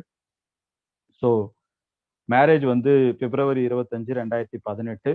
ஸோ என்னுடைய மனைவி என்னுடைய ஆஹ், ஆஹ், ம- என்ன சொல்றது மேரேஜ் டே இது ரொம்ப எனக்கு வந்து அந்த நேரத்துலயும் என்னுடைய ஜாப் வந்து ஒரு செட்டில்டு ஜாப் அப்படின்னு சொல்ல முடியாது. ஓகேங்களா. ஸோ இந்த நேரத்திலேயே அப்படியே ட்ரை பண்ணிட்டே இருக்கும்போது தான் எனக்கு வந்து நியூ கம்பெனி 2019 தான் எனக்கு வந்து ஒரு வெச்சூசா உங்க எல்லாருக்குமே தெரியும்னு நினைக்கிறேன். சென்னை நாவலூர் பிரான்ச்ல எனக்கு வந்து சாஃப்ட்வேர் ஒர்க் கிடைச்சது. ஸோ 2019 இதுதான் வந்து எனக்கு அங்கீகாரமா கிடைச்ச ஒரு ஜாப். இந்த ஜாப்ல தான் நான் வந்து ஃபைனலா 43K வந்து சம்பாதிக்க ஆரம்பிச்சேன். அந்த அந்த ஜாப் அந்த என்வரான்மெண்ட் எல்லாமே ஒரு 5 ஸ்டார் கம்பெனிக்குள்ள ஒரு 5 ஸ்டார் ஹோட்டல் உள்ள எப்படி என்வரான்மெண்ட் இருக்குமோ அந்த மாதிரி தான் இருக்கும். ஸோ என்னடா ஓரளவுக்கு செட்டில்டு ஃபேமிலி வந்து செட்டில்டு, ஒய்ஃப் வந்து கன்சீவா இருக்காங்க. ஒரு 5 மந்த் அப்போ என்னுடைய பையன் வந்து வயித்துல இருக்கிறாங்க. ஸோ அப்போ வந்து எனக்கு ஜாப் வந்து ஃபிட் பண்ணுங்க, வேற வழி இல்லை. ப்ராஜெக்ட் வந்து எண்ட் ஆயிடுச்சு, லே ஆஃப் ஆச்சு. இன்னொரு இன்னொரு ப்ராஜெக்ட் வந்து உங்களுடைய டெக்னிக்கல்ல கிடையாது. ஸோ நீங்க வேற ஏதாவது ஜாபை ட்ரை பண்ணுங்க அப்படின்னு சொல்லி கம்பெனி சொல்லிட்டாங்க. ஸோ நானும் என்னுடைய டீம்ல ஒரு 2-3 பேர் வந்து வெளியே வரோம். ஓகேங்களா. ஒரு 6 பேர் வெளியே வரோம். ஸோ 6 பேருக்குமே வெளியே வர மீன்ஸ் அந்த 2 மந்த் எங்களுக்கு வந்து பீரியட். அந்த பீரியட்ல நாங்கள் வெளியே வர போறோம். ஸோ அந்த நேரத்துல தான் லுக்கிங் ஃபார் ஜாப் நிறைய ஜாப் சர்ச் பண்ணிக்கிட்டே இருந்தேன். ஸோ சைமல்டேனியஸா வந்து பேக்ரவுண்ட்ல இந்த ஃபேமிலி ரன் பண்றதுக்காக பார்ட் டைம் ஜாப் ட்ரை பண்ணிட்டு இருந்தேன். அந்த அந்த டைம்லலாம் வந்து கிட்டத்தட்ட மனம் வந்து என்ன பண்றது தெரியாம சுச்சுவேஷன்ல நான் வந்து ரியலி ரியலி ப்ரே பண்ண நேரம். அன்னைக்கு நைட்டு ஒரு நாள் வந்து எனக்கு மை செல்ஃப் ப்ரே பண்ணேன். யார்கிட்ட அப்படின்னு பார்த்தீங்கன்னா, நான் ஸ்பிரிச்சுவலா கொஞ்சம் ஸ்ட்ராங்கா இருக்கிற பர்சன். ஸ்பிரிச்சுவல் மீன்ஸ் நான் வந்து ஒரு ப்ராக்டிஸ் பண்ணிட்டு இருந்த ஸ்ரீ சகஜமார்க் ஸ்ரீ ராமச்சந்திரா மிஷன்ல இப்போ ஆர்ட்ஃபுல்னஸ் அப்படின்னு சொல்லி இயங்கிக்கிட்டு இருக்கு. ஸோ இந்த மிஷன்ல நான் வந்து ஒரு கிட்டத்தட்ட ஒரு 6-7 வருஷமா ப்ராக்டிஸ் பண்ணி அதோடைய ஒரு நிலையில ப்ரெசப்டர் அப்படின்ற நிலையும் வந்துட்டு இது வந்து ஃப்ரீ ஆஃப் காஸ்ட் தான். ஸோ அவங்களும் சூப்பராக பண்ணிட்டு இருக்காங்க. எனக்கு ரொம்ப பிடிச்ச ஒரு மிஷன். ஸோ நானும் வந்து அதில் இன்வால்வ் ஆயிருக்கேன். ஸோ இதை பற்றி பேசணும் அப்படின்னா கொஞ்சம் பெரிய டாபிக், அதை நான் போக விரும்பலை. அந்த நேரத்தில் என்னுடைய ஸ்பிரிச்சுவல் குரு கிட்ட வேண்டுதலா இல்லை என்னன்னு தெரியல. ஆனால் உண்மையா வேண்டுதல் பலிக்கும் அப்படின்னு சொல்லுவாங்க இல்லையா, அந்த இடத்துல எனக்கு பலிச்சுமாச்சு. So prayer myself. அது வந்து யுவர் ட்ரீம்ஸ் ஆர் காலிங் அப்படின்ற மாதிரி சரவணன் வந்து எனக்கு கால் பண்ணாப்ல. சரவணன் அப்படின்ற ஒரு என்னுடைய இமிடியேட் அப்ளைன். அந்த நேரத்தில் அவர் கால் பண்ணும்போது நான் கால் அட்டன் பண்ணி என்னப்பா அப்படின்னு கேட்குறேன். அப்போ வந்து இந்த மாதிரி நான் சென்னை வந்திருக்கேன், ஒரு உன்னை மீட் பண்ணும், நீங்க வாங்க அப்படின்னாரு. நேரில் நான் இருக்கிற இடத்துக்கும் சென்னையில இருந்து அவர் இருக்கிறதுக்கும் வந்து ஒரு 1.5 hour இல்லை 2 hours நான் ஜேர்ன் பண்ணணும். So 21 kilometre. நான் கோவிலவாக்கம் இருந்தேன். சரவணன் வந்து நுங்கம்பாக்கம் வெஸ்டீஜ் பிரான்ச்ல இருக்காரு. ஸோ வாங்க உங்களை மீட் பண்ணணும் அப்படின்னு சொன்னாங்க. நான் வந்து சரி மீட் பண்ணுறதுக்கு போகலாம் அப்படின்னு ஒரு டிசிஷன் எடுத்தேன். நான் ஆனஸ்டா சொல்றேன், பெட்ரோலுக்கு வந்து குறைஞ்சபட்சம் 2 ரூபா 200 ரூபாய் ஆகும். வேண்டாமா அப்படின்னு கூட நினைச்சேன். ஓகேங்களா. அட்டன் பண்ண போக வேண்டாம், ஏன்னா மிச்சமாகும், வேற வழி இல்லை அப்படின்னு. சரி போய் பார்த்துட்டு வரும், ஃப்ரெண்டு கூப்பிடுறாரு அப்படின்னு சொல்லிட்டு calling by Saravanan. So Saravanan call பண்ணாங்க, நான் போனேன். என்னுடைய upline my great upline mister Saravanan double crown டைரக்டரா இப்போ பொசிஷன்ல இருக்காங்க. ஸோ அவர் வந்து இவர் தான் அவரு. ஸோ இவரை நான் இவரு எனக்கு ட்ரீம் கால் அப்படின்னு இவரு கிட்ட மூலியமா எனக்கு வந்து வேக் அப் ஆனது.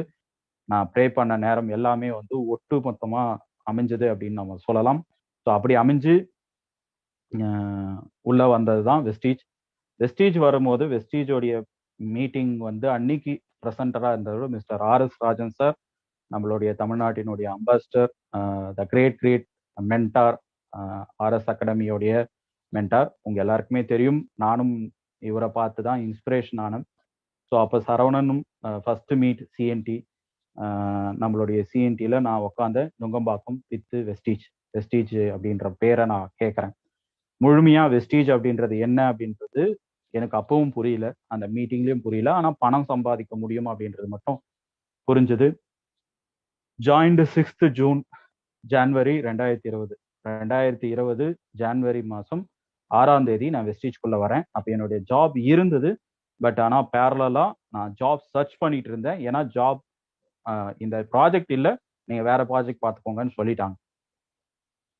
ஸோ இந்த நேரத்தில் தான் நான் வந்து என்னுடைய டிசிஷனை முழுக்க வெஸ்டீஜ் பண்ணுறதா இல்லை பார்ட் டைம்ல நிறைய என்னுடைய ஃப்ரீ டைம்ல நிறைய ஜாப்ஸும் சர்ச் பண்ணிட்டு தான் இருந்தேன். சும்மாலாம் கிடையாது. யோசிச்சு பாருங்க, 43,000 ரூபாய் வருமானம் அப்படின்றது சடனா இல்லை அப்படின்றதுனால ஒரு மாசத்துலயோ 2 மாசத்துலயோ இல்லாம போகுது. அந்த நேரத்துல நம்ம ஒரு வெஸ்டீஜ்ன்ற ஒரு பிசினஸ் எடுக்கிறோம். இந்த பிசினஸ்ல லட்சக்கணக்கில் சம்பாதிக்க முடியுது அப்படின்னு உணர முடியுது. ஆனா அதை ஒரே நாள்லயோ ஒரே பேமெண்ட்லயோ எடுக்க முடியாதுன்றது கிளியரா எனக்கு புரிஞ்சிருச்சு. இதுக்கு ஒரு டைம் பீரியட் தேவைப்படுது. இது விதைச்சு அது வளர்ந்து அதுதான் அப்புறம் தான் வரும் அப்படின்னு எனக்கு புரியுது. இது பியூர்லி பிஸ்னஸ் அப்படின்னு எனக்கு புரிஞ்சிருச்சு. ஆனா அதை நான் எப்படி எடுத்துட்டு போய் என்னுடைய லைஃப்ல நான் மிங்கிள் பண்ண முடியும் அப்படின்னு என்னால உணர முடியல. ஸோ அப்படிதான் நான் இந்த பிஸ்னஸ் கையில பார்த்தேன். சரி, இருந்தாலும் இதை விட்டுறக்கூடாது, இதை தொடர்ந்து பண்ணிக்கிட்டே நம்மளுடைய ஜாபையும் தேடி நம்ம பார்க்கணும், ரெண்டும் பண்ணலாம் அப்படின்னு தான் ஒரு ஜான்வரி பிப்ரவரி ஃபுல்லா நிறைய ஃபீல்டு ஒர்க் தான் பண்ணோம். அப்போ வந்து சரவணனும் வந்து பெரிய இன்கம்குள்ள இல்லை, நாங்க யாருமே வந்து அந்த இன்கமே கிடையாது. ஸோ ஃபர்ஸ்ட் மாசம் நிறைய ஃபீல்டு ஆர்எஸ் ராஜன் சாரோடைய சென்னை சரௌண்டிங்ல எந்தெந்த இடத்துக்கு சிஎன்டி வச்சாலும், நுங்கம்பாக்கம் ஆகட்டும், தாம்பரம் ஆகட்டும், பொன்னேரி ஆகட்டும், காஞ்சிபுரம் ஆகட்டும், ராணிப்பேட் ஆகட்டும், திருப்பத்தூர், எல்லா ஊருக்குமே, வாணியம்பாடி, இந்த எல்லா ஊருக்குமே வந்து டிராவல் போயிருக்கேன். யோசிச்சு பாருங்க, 5 month கேரிங் ஒய்ஃப் வந்து சென்னையில இருப்பாங்க. ஸோ இவ்வளோ இடத்துல நான் டிராவல் பண்ணிட்டு சிஎன்டி முடிச்சுட்டு நைட்டு வந்து சிங்கிள் பர்சன் வீட்டில் அவங்கள விட்டுட்டு நான் வந்து சுத்தி இருக்கிறேன். அந்த நேரத்துலலாம் என்னுடைய ஒய்ஃப் நான் ரொம்ப கொடுமைப்படுத்தியிருக்கிறேன் அப்படின்னு. ஆனா எங்களுக்கு அது பழக்கமே கிடையாது. இந்த மாதிரி லேட் நைட்லலாம் வந்து ஒரு டைமிங் இல்லாம அன்டைம்லலாம் வீட்டுக்கு போற பழக்கம்லாம் கிடையாது. ஒரு கரெக்டான டைம்குள்ள வீட்டுக்கு போவேன். அப்படியே ஒர்க் இருந்தாலும் சாஃப்ட்வேர்லயும் ஒர்க் இருக்கும். பட் என்னோட லேப் கொண்டு போயிட்டு வீட்டில் கனெக்ட் பண்ணி ஒர்க் பண்ணலாம், ஏதாவது ஒரு ஆப்ஷன் இருக்குமே தவிர மிஸ்ஸஸ் விட்டுட்டு போய் வேலை பார்க்குறோம் அப்படின்ற ஒரு வீட்டில் தனியாக விட்டுட்டு போய் ஒர்க் பண்ணணும் அப்படின்ற ஒரு சுச்சுவேஷன் கிடையாது. அதுவும் ஃபோன் எடுக்க முடியாது. நம்ம மீட்டிங்ல இருந்தோம் அப்படின்னா எல்லாருக்கும் டிஸ்டர்ப் ஆகும், சைலண்ட்ல போட்டுரும். ஸோ அதனால அவங்க ஃபோன் பண்ணாலும் நம்மளால பிக் பண்ண முடியாது.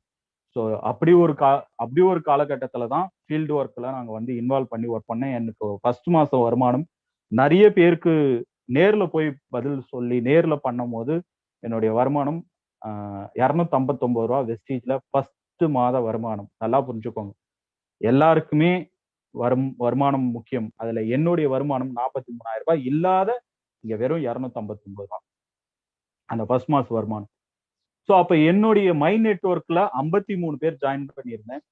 ஸோ அந்த 53 பேரை ஒரே மாதத்தில் ஜாயின் பண்ணியிருந்தேன். 53 பேருக்கு ஜாயின் பண்ணியிருந்தேன் அப்படின்னா 400 பேருக்கு பிளான் சொல்லியிருப்பேன். ஸோ 400 பேருக்கு வந்து பிளானை சொல்லி இந்த பிளானை பார்க்க வைக்கிறதுக்கு சில பேர் வந்தாங்க, சில பேர் வரல. ஸோ அப்படி வந்து இன்கம் வந்தது 259 ரூபா. ஸோ அப்போ வந்து ஆர்எஸ் ராஜன் சாரோடைய ட்ரைனிங் வந்து டியூஸ்டே லைவ் வந்து ட்ரிப்ளிகேன்ல நடக்கும். பெரும்பாலான வெஸ்டீஜியன்ஸ் எல்லாருக்குமே தெரியும். ஸோ அந்த மீட்டிங்கை நான் மிஸ் பண்ணவே மாட்டேன். ஆல்மோஸ்ட் அந்த மீட்டிங் வந்து ஒரு 2.5 hours சார் சூப்பராக எடுப்பாங்க, எக்ஸலண்ட்டாக எடுப்பாங்க. எனக்கு வெஸ்டீஜ் முழுசா புரிஞ்சுக்கிட்ட இடம் அப்படின்னு பார்த்தீங்கன்னா ஆர்எஸ் ராஜன் சாரோடைய ட்ரைனிங் செஷன் தான். ஸோ அந்த செஷனை நான் லைவா அட்டன் பண்ணேன். ரொம்ப ப்ரௌட் மூமெண்ட், லைவா அட்டன் பண்ணேன். ஸோ பிப்ரவரி மாதம் நம்ம பிரணவ் சாரோடைய விஐபி ட்ரைனிங் நம்மளுடைய சென்னையில் நடந்தது. ஸோ ரொம்ப நெக்ஸ்ட் ஸ்டெப் ஆஃப் ட்ரைனிங். ஓகேங்களா, ட்ரைனிங் இஸ் வெரி மஸ்ட். 2014 வரையும் நல்லா புரிஞ்சுக்கோங்க, ஒரு கேரியர் அமையணும்னு தான் படித்தோம். நானும் படித்தேன். ஓகேங்களா, ஸோ நான் படித்ததே அதுக்கு தான். ஓகேங்களா, அப்படிதான் நான் படிச்சு தான் வேலை தேடினேன். பட் இங்க வந்து உள்ள வந்துட்டேன், வேலைக்குள்ள வந்துட்டேன். படிக்க மாட்டேன்னு சொல்ல முடியாது. பணம் சம்பாதிக்கணும்னு ஆசை வந்துருச்சு. ட்ரைனிங் கண்டிப்பா இம்பார்ட்டன்ட். ஸோ ட்ரைனிங் வந்து நான் விடாம எந்த ட்ரைனிங்னாலும் மிஸ் பண்ண மாட்டேன், இன்னைக்கும் மிஸ் பண்ண மாட்டேன். ஸோ எல்லா ட்ரைனிங்கும் வந்து நான் அப்டேஷன் எடுத்துக்கணும்னு ஆசைப்படுறேன். ஸோ அப்படிதான் வந்து பிரணவ் சாரோடைய ட்ரைனிங், விஐபி ட்ரைனிங் எனக்கு கிடைச்சது. ஸோ அந்த ட்ரைனிங்ல சரவணன், உங்களுக்கு என்னுடைய இது தெரியும். ஸ்க்ரீன்ல பார்த்தீங்கன்னா என்னுடைய ஃபோட்டோ, என்னுடைய இந்த சைட்ல பார்த்தீங்க அப்படின்னா சரவணன் இருப்பாரு. அதுக்கப்புறம் யுவராஜ் வந்து இருக்காங்க. ஸோ இந்த ட்ரைனிங்ல ஒரு தாரக மந்திரமா நம்ம பிரணவ் சார் சொல்லுவாங்க, 1 இயர் 1 லேக் ரவுண்ட் டைரக்டர் அப்படின்னு சொல்லி. இந்த மீட்ல இந்த 3 பெர்சன், நாங்க 3 பெர்சனுமே 1 இயர்க்குள்ளவே 1 லேக் அனுப்பிச்சோம். எங்களுடைய அப்ளைன் வந்து ஃபாஸ்ட் அவருக்கு ஆல்மோஸ்ட் 1 இயர் ஒரு 6-7 மாசத்துலயே கிரவுண்ட் டைரக்டர் ஆயிட்டாங்க. பட் எங்களுக்கு கரெக்டா 11 மாசம் எனக்கு கிரவுண்ட் டைரக்டர் ஆகிறதுக்கு வாய்ப்பு ட்ரை பண்ண வேண்டியது. யுவராஜ் அண்ணனும் அந்த அந்த தேதிக்குள்ளேயே பண்ணிட்டாங்க. அது என்னன்னு தெரியல. அது ஒரு வெறியாவே நாங்க பண்ணோம். வெறியாவே அத மனசுக்குள்ள ஏத்துக்கிட்டோம். எல்லாரும் அந்த மீட்டிங்ல 1 இயர் 1 லேக் ரவுண்ட் டைரக்டர் சொல்லுங்கன்னு சொல்லுவாங்க. பட் என் மனசுல அது ஆழமா இருந்தது. ஏன்னா ஜாப் அப்படின்றது 43,000 ரூபாய். இது 1 லேக் சம்பாதிச்சுட்டா எல்லாருடைய வாயும் மூடிலாம். யாரும் வந்து நம்மள ஜாபுக்கு போக மறுபடியும் ஜாப்னு போய் அலைய வேண்டிய அவசியம் இல்லை அப்படின்ற ஒரு மைண்ட் செட்டுக்கு வந்துட்டேன். ஸோ அதனால 1 லேக் சம்பாரிச்சே தீரணும்னு சொல்லி வெறியோட தான் பண்ண ஆரம்பிச்சோம். அது எங்களுக்கு ஃபுல் ஆச்சு அப்படின்றத நான் உங்க கூட இப்ப தெரிவிப்படுத்திக்கிறேன். ஏன்னா எல்லாருமே ட்ரைனிங்கா பார்க்காதீங்க. நான் ட்ரைனிங்கா பார்க்கல. அதை உணர்வா பார்த்தேன். அதை சொல்லவும் ஆரம்பிச்சேன். அதை மனசுக்குள்ள நினைக்கவும் ஆரம்பிச்சேன். ஸோ அடுத்த மாசம் செகண்ட் மந்த் ரூ. 1553. ஸோ செகண்ட் மந்த் பிப்ரவரி மாசம் இன்கம் வந்து ரூ. 1553 சம்பாரிச்சேன். அப்பயும் ஆர்எஸ் ராஜன் சாரோடைய லைவ் ட்ரைனிங் எதையும் மிஸ் பண்ண மாட்டேன். ஸோ வீக்லி டியூஸ்டே நடக்கும். நான் வந்து 4 வீக்ஸ்னா 4 வீக்ஸும் அட்டன் பண்ணுவேன். 4 வீக்கும் லைவ் அட்டன் பண்ணுவேன். ஸோ அது இல்லாம take my side, create my under team. என்னுடைய டீமை நான் வந்து நிறைய ரன் பண்ண ஆரம்பிச்சேன். நிறைய விஷயங்கள் நான் வந்து என் டீமுக்கு கீழே நான் கத்துக்கிட்டதெல்லாம் சொல்லி கொடுக்க ஆரம்பிச்சேன். சொல்லி கொடுத்தாதான் நமக்கு புரிஞ்சிருச்சு. நம்மள நம்பி வந்தவங்களுக்கு புரியணும் இல்லையா? அவங்களும் பணம் சம்பாதிக்க வந்திருக்காங்க, அவங்களுக்கு புரியணும் அப்படின்னு சொல்லி எனக்கு கீழே டீம் லீடர்ஸை உருவாக்க ஆரம்பிச்சேன். அந்த மாதிரி லீடர்ஸ் எனக்கு கிடைக்க ஆரம்பிச்சாங்க. ஸோ அப்புறமா நான் வந்து மார்ச் மாசம் தேர்ட் மந்த் மை நெட்ஒர்க்ல 349 பேர் எனக்கு கீழே இருந்தாங்க. பிரான்ச் டைரக்டர் அப்படின்ற லெவல்ல நான் ரீச் பண்ணேன். ஸோ அப்போ வந்து இன்கம் வந்து என்னுடைய மந்த் அதுல வந்து ஒரு சாட்டிஸ்பேக்ஷன் 1553 10 மடங்கா உயர்ந்து 17,323 கம்பெனி தந்தது. ஸோ எவ்வளவு பெரிய வளர்ச்சி அப்படின்றது எனக்கு புரிய ஆரம்பிச்ச நேரம். ஓகே, ஒரு 3 மாசத்துல இவ்வளவு க்ரோ கொடுக்குதுன்னா இன்னும் ஒரு 3-4 மாசத்துல நம்ம அந்த லெவல் அச்சீவ் பண்ணிடலாம் அப்படின்னு நானும் ஆசைப்பட்டேன். அதே மாதிரி கம்பெனி அப்ப வந்து 10,000 பாயிண்ட் பண்ணாதான் பிரான்ச் டைரக்டர். ஸோ இப்போ இருக்கிற பிளான் அப்ப கிடையாது. 5,500 கிடையாது, 10,000 பாயிண்ட் பண்ணணும். ஸோ 10,000 பாயிண்ட் பண்ணாதான் பிரான்ச் டைரக்டர். அதையே நாங்க 3 மாசத்துல பண்ணி முடிச்சோம் அப்படின்றது இப்ப நினைச்சா அது கொஞ்சம் நார்மலா பண்ணோம் அப்படின்ற மாதிரி தான் இருக்கு. ஆனா அதையும் பண்ண முடியற அளவுக்கு தான் பிளான், ஈஸியான பிளான் தான். இப்ப 5,500 ஈஸின்னு நம்ம நினைக்கிறோம் இல்லையா? பட் ஆனா அப்பவே அது வந்து 10,000 எங்களுக்கு ஈஸியா தான் இருந்த மாதிரி எனக்கு ஒரு ஃபீல். அந்த அளவுக்கு வெறி, ஓகேங்களா? வேலை இதுல நம்ம சாதிச்சே ஆகணும்ன்ற வெறி மட்டும்தான். ஸோ அப்படி ஆர்எஸ் ராஜன் சாரோட ட்ரைனிங் மார்ச் மாசம் நடந்துட்டு இருந்தது. 23ஆம் தேதி வரையும் லாக்டவுன் அனௌன்ஸ் பண்ணல. அப்பயும் நான் அந்த ட்ரைனிங்ஸ் எல்லாமே அட்டன் பண்ணிட்டு தான் இருந்தேன். Take my side under my team leaders. சைமல்டேனியஸா நான் லீடர்ஸையும் உருவாக்க ஆரம்பிச்சேன். கீழே லீடர்ஸையும் உருவாக்க ஆரம்பிச்சேன். ஸோ மந்த் எண்டு லாக்டவுன் போட்டாங்க, அனௌன்ஸ் பண்ணிட்டாங்க. மார்ச் 23 அதுக்கு வேர்ல்டு ஃபுல்லா லாக்டவுன் அப்படின்றது எல்லாருக்குமே லாக்டவுன். பட் எனக்கும் பெஸ்டீஜுக்கும் லாக்டவுனே கிடையாது, ஓகேங்களா? இதுல வந்து லாக்டவுன் பண்றதுக்கு என்ன இருக்கு? ஸோ 4th மந்த்ல ஆனா கொஞ்சம் திணறணும் அப்படின்னு நாம சொல்லுவோம். நாங்க கண்டிப்பா திணறுவோம். எல்லாருக்குமே திணறல் இருந்தது. பிரான்ச் டைரக்டர் வச்சுட்டோம். ஸோ பட் ஆனா ஆன்லைன் ஆர்டர் கூட கவர்மெண்ட் போட விடல. ஸோ ஆன்லைன் ஆர்டரும் வந்து நமக்கு போட விரும்பல. ஸோ ஏப்ரல் மந்தோட எண்டு தான் அந்த இது போட்டாங்க, கரெக்டுங்களா? அனௌன்ஸ் பண்ணாங்க கவர்மெண்ட் எல்லாமே. ஓகே, ஆன்லைன்ல கொரியர்லாம் அலோவ் பண்றோம் அப்படின்னு சொன்னாங்க. ஸோ லாஸ்ட் 1 வீக் பிசினஸ் எனக்கு வந்து 8,074 ருபீஸ் தந்தது. 8,074 ருபீஸ். என்னடா 17,000ல இருந்து 8,074 அப்படின்றது கம்மியாயிடுச்சு அப்படின்னு சொல்லி வீட்டுல, ஃப்ரெண்ட்ஸ், ரிலேஷன்ஸ் எல்லாருமே இது அப்படிதான் அப்படியே சூப்பரா போற மாதிரி ராக்கெட் மாதிரி பறப்பீங்க, சர்றன்னு உங்களை வந்து இறக்கி விட்டுரும். ஸோ அப்ப நீங்க ஜீரோ ஆயிடுவீங்க, காணாம போயிடுவீங்க அப்படின்லாம் பேச ஆரம்பிச்சாங்க. ஸோ அந்த வலிகள் உள்ள இருந்தாலும் எனக்கு இது ஒரு பெயினாவே தெரியல. ஏன்னா எனக்கு ஏற்கனவே பல ஜாப்ல காணாம போயிருக்கு. ஓகேங்களா? ஒரு ஜாப் கிடைக்கும், ஒரு கொஞ்ச நாள் இருக்கும், அப்புறம் டக்குன்னு காணாம போவோம். ஸோ வேற ஜாப் போவோம். ஸோ சேலஞ்ச் வந்து எனக்கு ரொம்ப ஸ்டெப் பை ஸ்டெப்பா கிடைச்சிட்டே இருந்தது. சேலஞ்ச நான் வந்து பீட் பண்ணி போயிட்டே இருந்தேன். சேலஞ்ச் வந்து நான் ஃபேஸ் பண்ணிக்கிட்டே இருந்தேன். அந்த சேலஞ்ச் வந்து என்ன வந்து என்ன நினைக்கும், என்ன தோணும் அப்படின்னு கேட்டீங்கன்னா, சரி இந்த சேலஞ்ச் இருக்கு. இத நம்ம ஃபேஸ் பண்ணி அடுத்த லெவலுக்கு போறதுக்கு தான் இந்த சேலஞ்ச் வருது அப்படின்னு என்னுடைய குரு சொன்னது அப்பப்போ எனக்கு ரிமைண்டர் ஆகும். ஸோ அததான் நான் பண்ணிட்டு இருந்தேன். So income of the month வந்து ரூ. 8774. ஆர்எஸ் ராஜன் சாருடைய ட்ரைனிங்ஸ் வந்து யூடியூப்ல கிடைச்சிச்சு. ஸோ யூடியூப்ல டைமண்டா அட்டன் பண்ணிட்டு இருந்தேன். Take my side, create my understanding. So என்னுடைய சைட்ல என் டீமுக்கு நான் கொடுக்க வேண்டியதை கொடுத்துருந்தேன். அப்புறமா ஜூம் மீட்டிங் ட்ரைனிங்ஸ் எடுக்க கத்துக்கிட்டோம். ஸோ டெக்னிக்கலா கொஞ்சம் இது எப்படி பண்றாங்க, எப்படி ஜூம்ல எடுக்கிறாங்க, ஸோ எப்படி நாம எடுக்கலாம், எப்படி நாம வந்து பிரசன்ட் பண்ணலாம் அப்படின்னு சொல்லி டீமா டிஸ்கஸ் பண்ணி ஜூம்குள்ள வந்தோம்.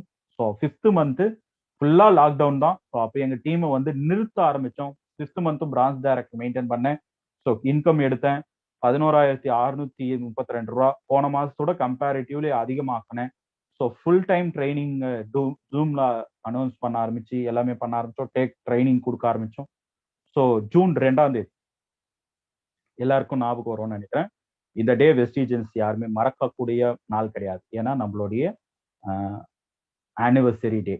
இந்த ஆனிவர்சரி டே அன்னைக்கு எனக்கு ரொம்ப சுத்தமா மறக்க முடியாத ஒரு டே வந்து மிங்கிளான ஒரு டேயான்னு பாத்தீங்கன்னா, என் பையன் 5 மாச கேரியர் வயித்துக்குள்ள இருக்கும்போது நான் இந்த பிசினஸ் ஆரம்பிச்சேன்னு சொன்னேன். ஸோ பையன் வெளியே வரான்.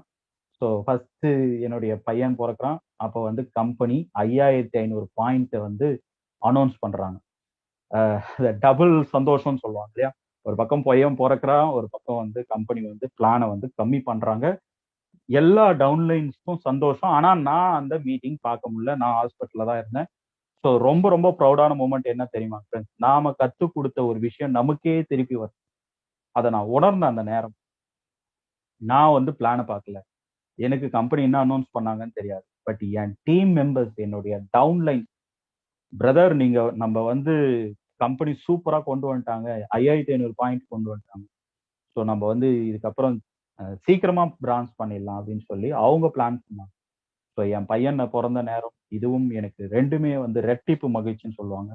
ஸோ இந்த 1 இயர்ல அடுத்த ஒரு காட்சி, அதாவது எந்த கம்பெனி பண்ணுவாங்க, இது ஒரு நெருக்கடியான சூழ்நிலை.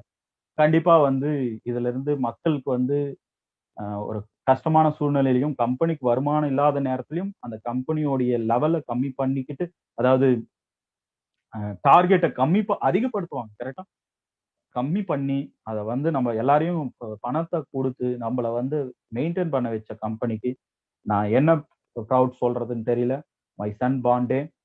ஸோ அந்த மாசம் என்னுடைய வருமானம் ஜூன் மாசம் ரூ. 13,745. ஸோ 6 மந்த் சில்வர் டைரக்டர்ன்ற பொசிஷன் போனேன். ஸோ சில்வர் டைரக்டர் அப்படின்னும் போது எனக்கு கீழே உடனே வந்து 5500 பாயிண்ட். நிறைய பேர் அதாவது சடனா வந்து டக் டக் டக்குன்னு வந்துட்டாங்க. பட் ஆனால் குவாலிஃபிகேஷனுக்குள்ள வர முடியாம 11% எல்லாருமே டக்குன்னு வந்துட்டாங்க. பட் ஆனால் குவாலிஃபிகேஷன் பண்ணிக்க முடியல. ஸோ சில்வர் குவாலிஃபை பண்ணிட்டேன். ஃபுல் டைம் ட்ரைனிங் எடுக்க ஆரம்பிச்சேன். ஸோ டீம் மீட்டிங் வந்து கண்டினியூஸா எடுத்துக்கிட்டு இருந்தேன். ஓகேங்களா? ஸோ இந்த சுச்சுவேஷன்ல ஜூலை மந்த் கண்டினியூ ஆச்சு. So 7th month star director ஆனேன். ஸோ ஸ்டார் டைரக்டர் அச்சீவ் பண்ற நேரம் ஆர்எஸ் ராஜன் சாரோட ஒரு யூடியூப் லைவ் இருந்தது. ஸோ ரூ. 36,000 வருமானத்துக்குள்ள போனேன். ஸோ இந்த தேதி யோசிச்சுக்கோங்க. July month. So July month, February மாசம், ஜூன் மாசம் ஜூம் ட்ரைனிங். ஸோ அடுத்தது August month diamond director position மாத்தினேன். ஸோ 4 பேர் நமக்கு கீழே ஒரு 4 டைரக்டர் கொண்டு வந்தா நாம டைமண்ட் அப்படின்ற லெவலுக்கு போகும். ஸோ அந்த லெவலை நான் அச்சீவ் பண்றதுக்கு வந்தேன். அப்ப என்னுடைய வருமானம் 97,542. கிட்டத்தட்ட ரூ. 1,00,000. ட்ரீம் இன்கம்குள்ள போன மாதிரி இருந்தது. ஆனா போல. ஓகேங்களா? பட் இருந்தாலும் விடாமுயற்சி ட்ரை பண்ணுவோம். மறுபடியும் 97,000 தானே, அதை அச்சீவ் பண்ணிடலாம், ஈஸியா பண்ணிடலாம் அப்படின்னு சொல்லிட்டு ஃபர்தரா ட்ரைனிங் எடுக்க ஆரம்பிச்சோம். அதுக்கப்புறமும் கரெக்டா போயிட்டு இருந்தது. அப்புறமும் டீம் வந்து வளர்த்த ஆரம்பிச்சோம். 9th மந்த் டைமண்ட் டைரக்டர் லெவல்ல மறுபடியும் மெயின்டைன் பண்ணி 1 லேக்குள்ள போயிட்டேன். 1 லேக் கிராஸ் பண்ணிட்டேன். கோல் இன்கம் அச்சீவ் பண்ணியாச்சு. அன்னைக்கு பிப்ரவரி மாசம் நம்ம அனௌன்ஸ் பண்ண கோல் இன்கம் வந்து நம்ம அச்சீவ் பண்ணியாச்சு. ஸோ விடாப்படியா பண்ணிட்டே இருக்கணும். 5th மந்த் அடுத்த மாசம் 5th month 12th month company நமக்கு நிறைய ஆஃபரும் கொடுத்துருந்தாங்க. ஸோ கிரவுண்ட் டைரக்டர் அப்படின்ற விஷயம் வந்து 1,32,342 வருமானத்துக்குள்ள வந்து கோல் லெவல்லையும் அச்சீவ் பண்ணிட்டேன். 1 இயர்க்குள்ள 1 லேக் ஏர்ன் பண்ணணும். 1 இயர்க்குள்ள 1 லேக் கிரவுண்ட் டைரக்டர் அச்சீவ் பண்ணணும். ஸோ அந்த அமௌண்ட்டை வந்து நான் கையில எடுத்துட்டேன். ஸோ அந்த நேரத்துல குவாரண்டைன் இருந்தது. பட் இருந்தாலும் கம்பெனி சைட்ல அவார்ட்ஸ் வைக்க முடியாது. கவர்மெண்ட் லாக்டவுன் போட்டாங்க. டிராவல் போக முடியாது. ஸோ நாங்க எதெல்லாம் பார்த்து இன்ஸ்பிரேஷன் ஆகி இந்த கம்பெனிக்குள்ள ஜாயின் பண்ணோமோ அது எதுவுமே எனக்கு அனுபவிக்க முடியல இந்த 1.5 இயர்க்குள்ள. ஸோ அப்போ வந்து சின்னதா ஒரு team meeting, friend to friend நேர்ல பார்த்துக்கலாம் அப்படின்னு ஒரு சின்னதா ஒரு மீட் ஆரம்பிக்கலாம்னு ஆரம்பிச்சோம். பட் அப்புறமா சரி நான் ஒரு 4 லீடர் கொண்டு வரேன், நான் என்னுடைய டவுன்லைன் கூட்டு வரேன் அப்படின்னு, யுவராஜ் அண்ணன் டவுன்லைன் கொண்டு வரேன் அப்படி இப்படின்னு சொல்லி ஒரு பெரிய டீமா இவ்வளவு பேர் வரலாம், இவ்வளவு பேர் கேதர் ஆகலாம்னு யோசிச்சோம். சரி எல்லாருமே கேதர் ஆகும், அவங்களுக்கு ஒரு மொமெண்டம் கொடுக்கலாம்னு ஆரம்பிச்சு ஒரு சின்ன அவார்ட் ஃபங்க்ஷன் எங்களுக்குள்ளேயே வச்சுட்டோம். ஸோ அந்த நேரத்துல சரவணன் என்னுடைய இமிடியட் அப்ளைன் டபுள் கிரவுண்ட் டைரக்டர் இப்போ. ஸோ அந்த அவார்ட் கொடுக்கும்போது யூனிவர்சல் கிரவுண்ட் டைரக்டர் இருந்தாரு. த ப்ரௌட் மூமெண்ட் எங்களுக்குள்ளேயே ஒரு சாட்டிஸ்ஃபேக்ஷனுக்காக.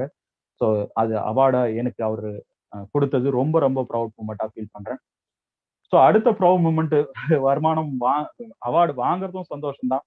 ஸோ வருமானம் கொடுக்கறதும் சந்தோஷம் தான். ஸோ அதுல மிஸ்டர் நம்மளுடைய டபுள் கிரவுண்ட் டைரக்டருக்கு நாங்க 4 பேரும் மேல இருந்து அந்த உங்களுக்கு தெரியும் யுவராஜ் அண்ணன் கிரவுண்ட் யூனிங் with crown Srimathi Yuvaraj and Srimathi பண்ணியிருந்தாங்க.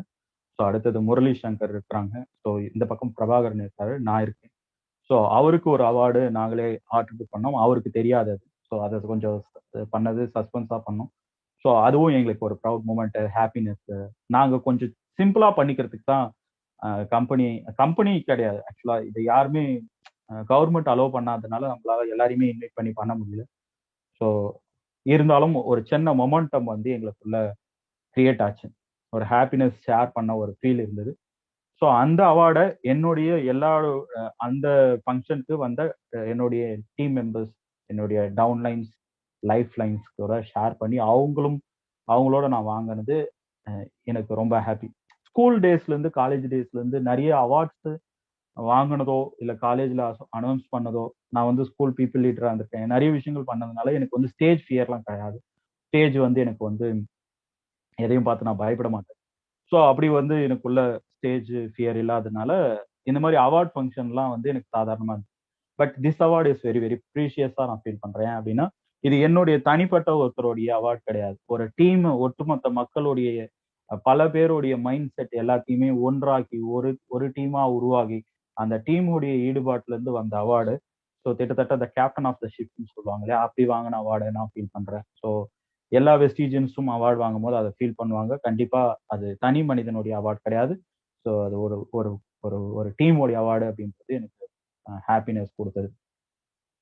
ஸோ கம்பெனி ஜூன் மாதம் 2ஆம் தேதி நமக்கு கொடுத்த பிளான் வந்து ஜான் மாதம் வந்து அதை பர்மனன்ட் பண்றாங்க. ஸோ அது வந்து இதெல்லாம் நடந்துட்டு இருந்தது. ஸோ இந்த நேரத்துல அடுத்தடுத்த ஜான்வரி பிப்ரவரி மாசங்கள்ல வருமானம் மேக்குள்ள அப்படி வருமானம் ஏற ஆரம்பிச்சது. கிரவுண்ட் டைரக்டர் லெவல்ல அப்படியே தக்க வைக்க ஆரம்பிச்சது. மறுபடியும் ஜூன் 2ஆம் தேதி என்னுடைய பையனுடைய பர்த்டே. கம்பெனி இன்னொரு நியூ பிளான் கொடுக்குறாங்க. உங்க எல்லாருக்குமே தெரியும் நியூ பிளான் இப்போ கொடுத்திருக்கிற பிளான் நிறைய எல்ஓபி பாயிண்ட்ஸ்ல வந்து நமக்கு சேஞ்சஸ் கொடுத்து சூப்பரான ஒரு பிளானை கொடுத்துருக்காங்க. நிறைய பேர் கீழே பாதி பேர் வருமானம் வாங்கிட்டு இருக்காங்க. ஸோ சூப்பரான ஒரு பிளானை கம்பெனி அனௌன்ஸ் பண்ணியிருக்காங்க. என் பையன் பிறந்து 1 இயர் ஆயிருக்கு. ஸோ 1 இயர் ஆயிருக்கு என் பையன் பிறந்து. இப்போ என்னுடைய வருமானம் ஸோ கிட்டத்தட்ட என்னுடைய 18வது வருமானம் கிரவுண்ட் டைரக்டர் இன்கம் 1,59,385 ரூபாய். கோல் லெவல் ஜூம் ட்ரைனிங் மீட்டிங்ஸ் எல்லாமே கொடுத்துட்டு இருக்கிறேன். வெஸ்டீஜியன்ஸோடைய ஏர்னிங்ஸ் வந்து இந்த பிபிடி நான் ப்ரிப்பேர் பண்ணும் போது 12,67,304 ரூபாய். நேற்று சேலரி போட்டதோட சேர்த்து 14 லட்சம் வந்து ஏர்ன் பண்ணியிருக்கேன். லாஸ்ட் மந்த்தும் என்னுடைய இன்கம் வந்து 1,50,000 கிட்ட தாண்டி இருக்கு. ஸோ த ஆவரேஜ் மெயின்டைன் பண்ணிக்கிட்டு நம்ம கம்பெனியில பெரிய ஆவரேஜை விட அதிகமாகவே ஏர்ன் பண்றதுக்கான வாய்ப்பு இருக்கு. கம்பெனி ஜாப்லனா நம்ம வந்து 1 வருஷம் 2 வருஷம், நான் தான் சொன்னேனே உங்களுக்கே தெரியல, நான் 1.5 வருஷமா ஒரு டீச்சிங் ஃபீல்ட்ல 8,000 ரூபாய் வருமானத்துல இருந்து 9,000 வருமானம் போறதுக்கு 1.5 வருஷம் செலவு பண்ணதை இங்க ஒரு 1.5 வருஷத்துல 1,59,000 சம்பாதிக்க முடிஞ்சது. இது என்னுடைய வருமானம் மட்டும் இல்லை, எனக்கு கீழே பல பேருடைய வருமானம், அவங்களுடைய வருமானமும் உயர்ந்திருக்கு. ஓகேங்களா? யாருமே வந்து இங்க நான் மட்டுமே சம்பாதிச்சிடுறதுக்கான வாய்ப்பு கிடையாது. வெஸ்டீஜ் நான் மட்டும் சம்பாதிக்கிற வாய்ப்பா இருந்தா அதுல நான் இறங்கியே இருக்க மாட்டேன். எனக்கு கீழே நிறைய பேருடைய வருமானம் இங்க மாறுறதுக்கு வாய்ப்பு இருக்கு. So how to get success in life? எல்லாருடைய லைஃப்லயும் சக்சஸ் பண்ணணும்னு ஆசைப்படுவீங்க. ஸ்பெஷலா இந்த மீட்டிங் பார்த்துட்டு இருக்க எல்லாருமே வெஸ்டீஜ்ல சக்சஸ் பண்ணணும்னு ஆசைப்படுவீங்க.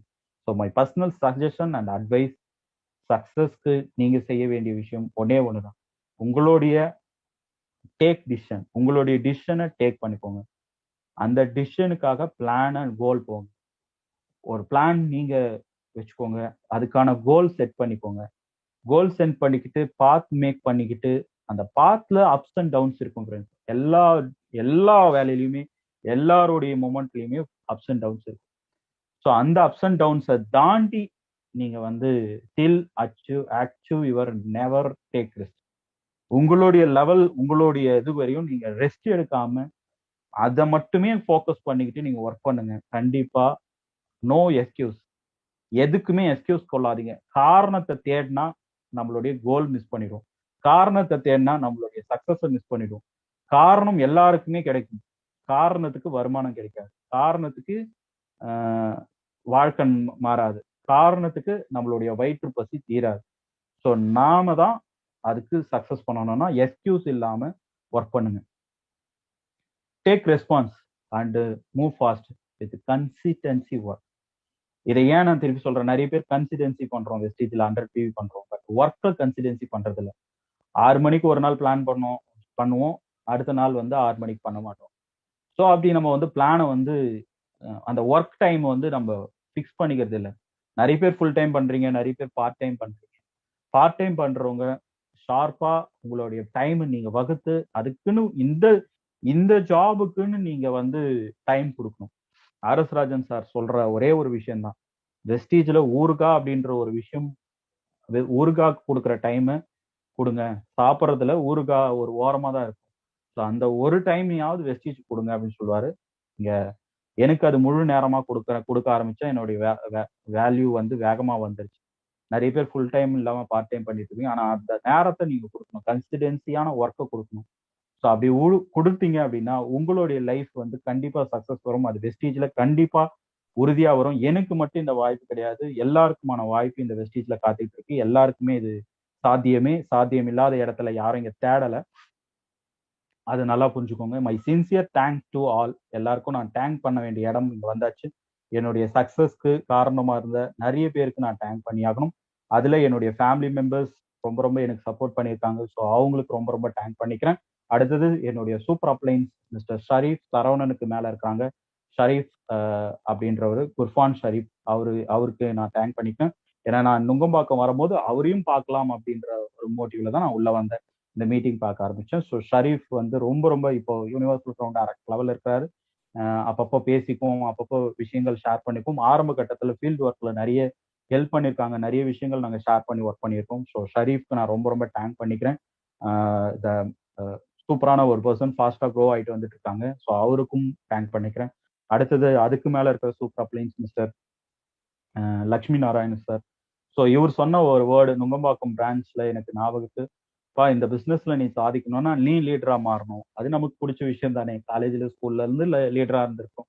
ஸோ நம்ம மக்களுக்கு முன்னாடி நிக்கணும், அதுதான் லீடர். அவங்களுக்கு முன்னாடி ஃபாலோ பண்ணிக்கணும். நம்ம நிறைய லேர்ன் பண்ணிக்கிட்டு அவங்களுக்கு அதை கைட் பண்ணணும். அதை நான் கிளியரா பண்ணுவேன் அப்படின்ற மைண்ட் செட்டுக்குள்ள அவர் சொல்லும் போது நான் கேரண்டி கொடுத்தேன், சார் நான் இப்போ ஒரு நல்ல லீடரா இருக்கிறேன்னு நான் ப்ரூவ் பண்ணியிருக்கேன்னு நான் நினைக்கிறேன்.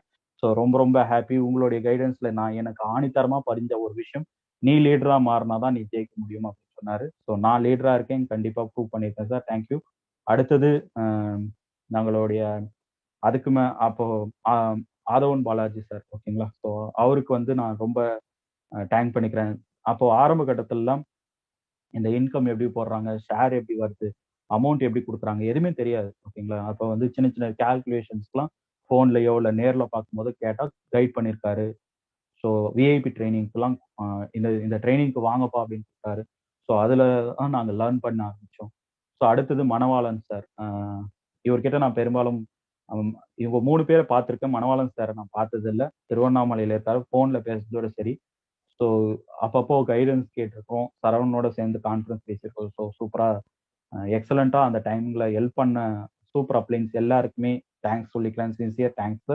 ஸோ நீங்க கத்துக் கொடுக்காத பாடத்தை நாங்க யாருக்கும் கத்துக் கொடுக்க முடியாது. நீங்க கத்துக் கொடுத்ததுனால தான் நாங்க வளர்ந்திருக்கோம். எல்லாருக்குமே அப்ளைன்ஸ் இந்த கிரேட் அப்ளைன்ஸ் இருப்பாங்க. அந்த மாதிரி எனக்கும் அப்ளைன் இருந்தாங்க. ஸோ அப்ளைனோட சேர்ந்து கிராஸ் லைன்ஸ் ரொம்ப ரொம்ப எனக்கு கொஞ்சம் கிராஸ் லைன்ஸ்ன்னு சொல்றதா யாருன்னு சொல்றதுன்னு தெரியல. இந்த 3 பேருமே கிராஸ் லைன் ஃப்ரெண்ட்ஸ். சரவணன் கீழே இமிடியேட்டா ஜாயின் பண்ண 4 friends. Prabhakaran, Yuvraj and Murali Shankar. So நாங்க எல்லாருமே கிரேட் சப்போர்ட் டு ஃப்ரெண்ட்ஸ். ஃப்ரெண்ட்ஸா தான் இந்த பிசினஸ் எடுத்துக்கிட்டோம். நாங்க ஈகோ இல்லாம டில் நவ் ஒர்க் பண்ணிட்டு இருக்கிறோம். யாருக்குமே வந்து எந்த ஒரு டீவியேஷனும் ஆகுனது கிடையாது. ஸோ பிரபாகரன் கிட்ட நான் கேட்பேன், யுவராஜன் இன்னைக்கும் ஹெல்ப் பண்ணிட்டு இருக்காங்க, பிரபாகரன் ஹெல்ப் பண்ணிட்டு இருக்காங்க. மாத்தி மாத்தி ஹெல்ப் பண்ணிக்கிட்டு தான் இந்த பிசினஸ் பண்ணிக்கிட்டு இருக்கோம். ஸோ இந்த பிசினஸ் எல்லாருமே சக்சஸ் பண்ணணும்னா டீமா பண்ணுங்க, யூனிட்டியா பண்ணுங்க அப்படின்றது என்னுடைய பர்சனல் ரெக்வஸ்ட். நாங்க அப்படிதான் பண்றோம். ஸோ அடுத்தது என்னுடைய டீம் பேர் நான் வந்து வெஸ்டீஜ் இன்ஃபினிட்டி டீம்னு வச்சிருக்கேன். என்னுடைய லைஃப் லைன்ஸ் அப்படின்னு சொல்லுவேன். நான் அவங்களுக்கு லைஃப் கொடுத்ததா அவங்க ஃபீல் பண்ணுவாங்க. அவங்க எனக்கு லைஃப் கொடுத்ததா அவங்க ஃபீல் பண்றாங்க. ஸோ அதனால நான் எப்பவுமே என் டவுன்லைன் சொல்றதுல எனக்கு லைஃப் லைன் தான் பார்க்குறேன். ஸோ அப்படி எனக்கு இமிடியேட்டா என் கூட ஆரம்பத்துல இருந்து ஒர்க் பண்ணிட்டு இருந்தது ஸ்டார் டைரக்டர் தர்ஷன். ஸோ அடுத்தது கோல்ட் டைரக்டர் கணேஷ். கிட்டத்தட்ட தர்ஷனுடைய வருமானம் 45,000 ரூபாய் சம்பாதிச்சிட்டு இருக்கிறாரு இப்போ ஐஎஸ்டி இன்கம். கணேஷ் வந்து 97,000 ரூபாய் சம்பாதிச்சிட்டு இருக்காங்க. அடுத்தது என்னுடைய school friend mister miss Vijayalakshmi gold director லெவலில் இருக்காங்க. ஹையஸ்ட் இன்கம் 36,000 ரூபாய் இன்கம் பண்ணியிருக்காங்க. ஸோ என்னுடைய ஸ்கூல் ஃப்ரெண்டு நான் நிறைய பேருக்கு இன்வைட் பண்ணதுல என்னுடைய ஸ்கூல் ஃப்ரெண்டு இவங்க வந்து ஜாயின் பண்ணிட்டு அவங்களுடைய கெரியரை சூப்பராக சேஸ் பண்ணிட்டு இன்னைக்கு கோல்ட் டைரக்டர் லெவல் பொசிஷன் போயிருக்காங்க. ஸோ அடுத்தது கோல்ட் டைரக்டர் தமிழ்மணி. அவரும் என்னுடைய டீம்ல இருக்கிறாரு. ஹையஸ்ட் இன்கம் வந்து 20K கிட்ட அவர் ஏர்ன் பண்ணிட்டு இருக்காங்க. ஸோ அடுத்தது பார்த்தீங்க அப்படின்னு பார்த்தீங்கன்னா சூப்பர் கோல்ட் டைரக்டர்ஸ். அடுத்தது அவங்களுக்கு கீழே இருக்கிற சில கோல்ட் டைரக்டர்ஸ் இருக்கிறாங்க. கோல்ட் டைரக்டர் காயத்ரி இருக்காங்க. ஸோ இவங்களும் கிட்டத்தட்ட 36,000 ரூபாய் கீழே இன்கம் பண்ணிட்டு இருக்காங்க. அதுக்கப்புறம் 45,000 ரூபாய் மதன் அப்படின்ற ஒரு கோல்ட் டைரக்டர் இருக்கிறாரு. ஸோ அதுக்கப்புறமா ஒரு 36,000 ரூபாய் சம்பாதிச்சிட்டு இருக்காங்க. அப்ப சபரி முருகன் சார். அதுக்கப்புறமா கோல்ட் டைரக்டர் 20,000 ரூபாய்க்கு மேல சம்பாதிச்சிட்டு இருக்காங்க. ரேணுகா சிஸ்டர். ஸோ இவங்க எல்லாமே இண்டிவிஜுவலா அவங்கவுங்க டீமை அவங்களே ரன் பண்ற அளவுக்கு பொட்டன்ஷியலான லீடர்ஸா மாறிட்டாங்க. அடுத்தது கருப்பையா சார் கோல்ட் டைரக்டர் இருக்காரு. அவரும் கிட்டத்தட்ட இந்த மாசம் 39,000 ரூபாய் கிலோ ஏர்ன் பண்ணியிருக்காரு. ஸோ இன்னொருத்தர் அடுத்த லெவல் ஆஃப் லீடர்ஸ் சில்வர். கோல்டுக்கு அப்புறம் சில்வர்ஸ் இருக்கிறாங்க என் டீம்ல. ஸோ சில்வர் டைரக்டர் இவர் இப்போ இந்த மாசம் கோல்டு ஆயிருக்காங்க. சில்வர் கிடையாது. ஸோ தினேஷ் அப்படின்றவர் சில்வர் டைரக்டர்ல gold director. So PPT ready பண்ணும்போது சில்வர், பட் இப்போ கோல்டு டைரக்டர். ஸோ அதுக்கப்புறமா சுதன் அப்படின்றவரும் சில்வர் டைரக்டர் பொசிஷன்ல இருக்காங்க. Silver director Gunasingh Babu sir, silver director Saravanavel. So அடுத்தது இவங்க எல்லாருக்குமே என்னுடைய சின்சியர் தேங்க்ஸ் சொல்லிக்கிறேன். இண்டிவிஜுவலா ஒவ்வொருத்தரை பத்தியும் நான் தனித்தனியா சொல்ற அளவுக்கு அவங்களுக்கு ஒரு ஸ்டோரி இருக்கு. பட் அவங்கவுங்க ப்ரெசென்ட் பண்ணணும் இல்லையா, எல்லாமே நாமளே பேசிட முடியாது.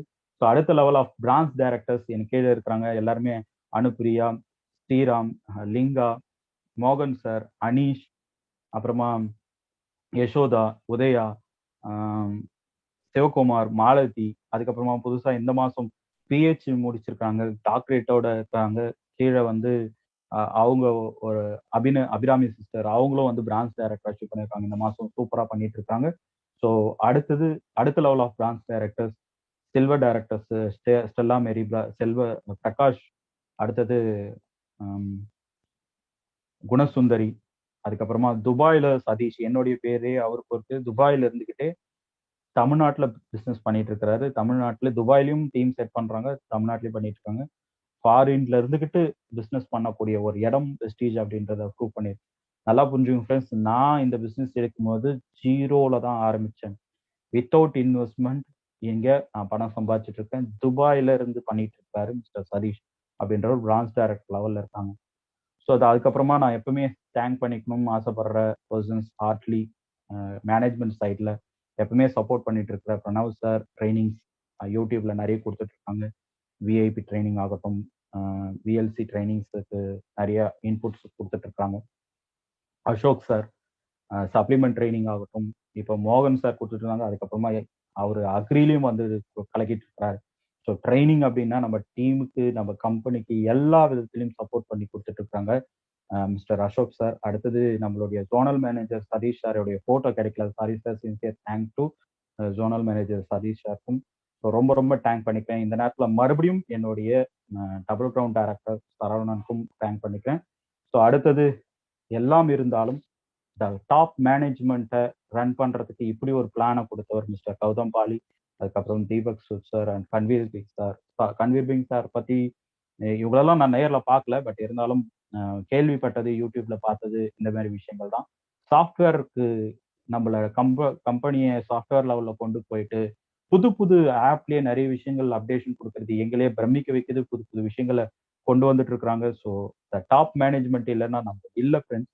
இந்த கிரேட் பிளானை கொடுத்தவர், கிரேட் ஃபாதர் அப்படின்னே சொல்லலாம். இல்லைன்னா இந்த மாதிரி ஒரு ஆப்ஷன் நம்ம வீட்டில் இருந்துக்கிட்டு பிஸ்னஸ் பண்ணிக்கிட்டு பெருபா சம்பாதிக்காம, ஒரு லைட்டு போடாம, ஒரு டிவி ஆன், ஒரு கடை வைக்காம, எதையுமே இல்லாம லட்சக்கணக்கில் சம்பாதிக்கக்கூடிய ஒரு பொட்டென்ஷியலான ஒரு மேனேஜ்மெண்ட் சிஸ்டம் கொண்டு வந்தவர் மிஸ்டர் கௌதம் பாலி அப்படின்னு சொல்லும்போது எனக்கு ரொம்ப ரொம்ப ஹாப்பியா இருக்கு. ரொம்ப ப்ரௌட் மூமெண்ட் என்ன ஹார்ட்லி வந்து நான் தேங்க் பண்ணிக்கிறேன்.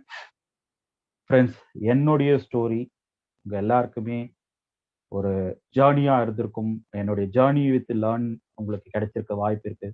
ஸோ இது என்னுடைய ஸ்டோரி. நான் உங்களுடைய ஸ்டோரிக்காக வெயிட் பண்ணிட்டு இருக்கேன். நான் ஒரு கப் காஃபியோட உங்களுக்காக வெயிட் பண்ணிட்டு இருக்கேன். நீங்க எல்லாருமே இங்க யாரெல்லாம் வெஸ்டீஜ்ல சாதிக்கணும்னு நினைக்கிறீங்களோ உங்களுடைய create your own success story create பண்ணி ப்ரெசன்டேஷன் பண்ணுங்க. அதுக்கான நாள் நோட் பண்ணிக்கிட்டு பிளான் பண்ணி ஒர்க் பண்ணுங்க. Thank you friends. Very very happy to your. உங்க எல்லாருக்கும் உங்க கூட எனக்கு தேங்க் பண்ணிக்கிறது ரொம்ப ப்ரௌடா ஃபீல் பண்றேன். Thank you sir, thank you.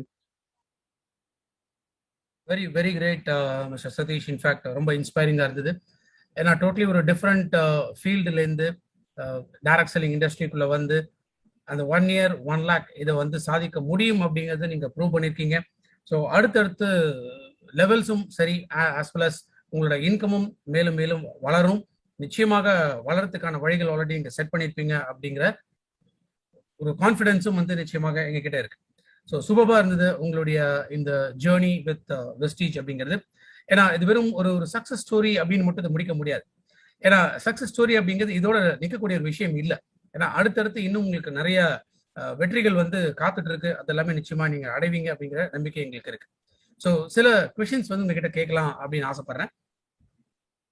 கண்டிப்பா சார், கேட்கலாம். இப்போ பொதுவா என்ன நினைக்கிறாங்க, இப்போ இந்த சோப்பு பேஸ்ட் இதெல்லாம் வந்து விற்கணுமா, இதெல்லாம் ஒரு வியாபாரமா அப்படின்னு நினைக்கக்கூடிய நபர்கள் வந்து இன்னைக்கு நிறைய பேர் இருக்காங்க.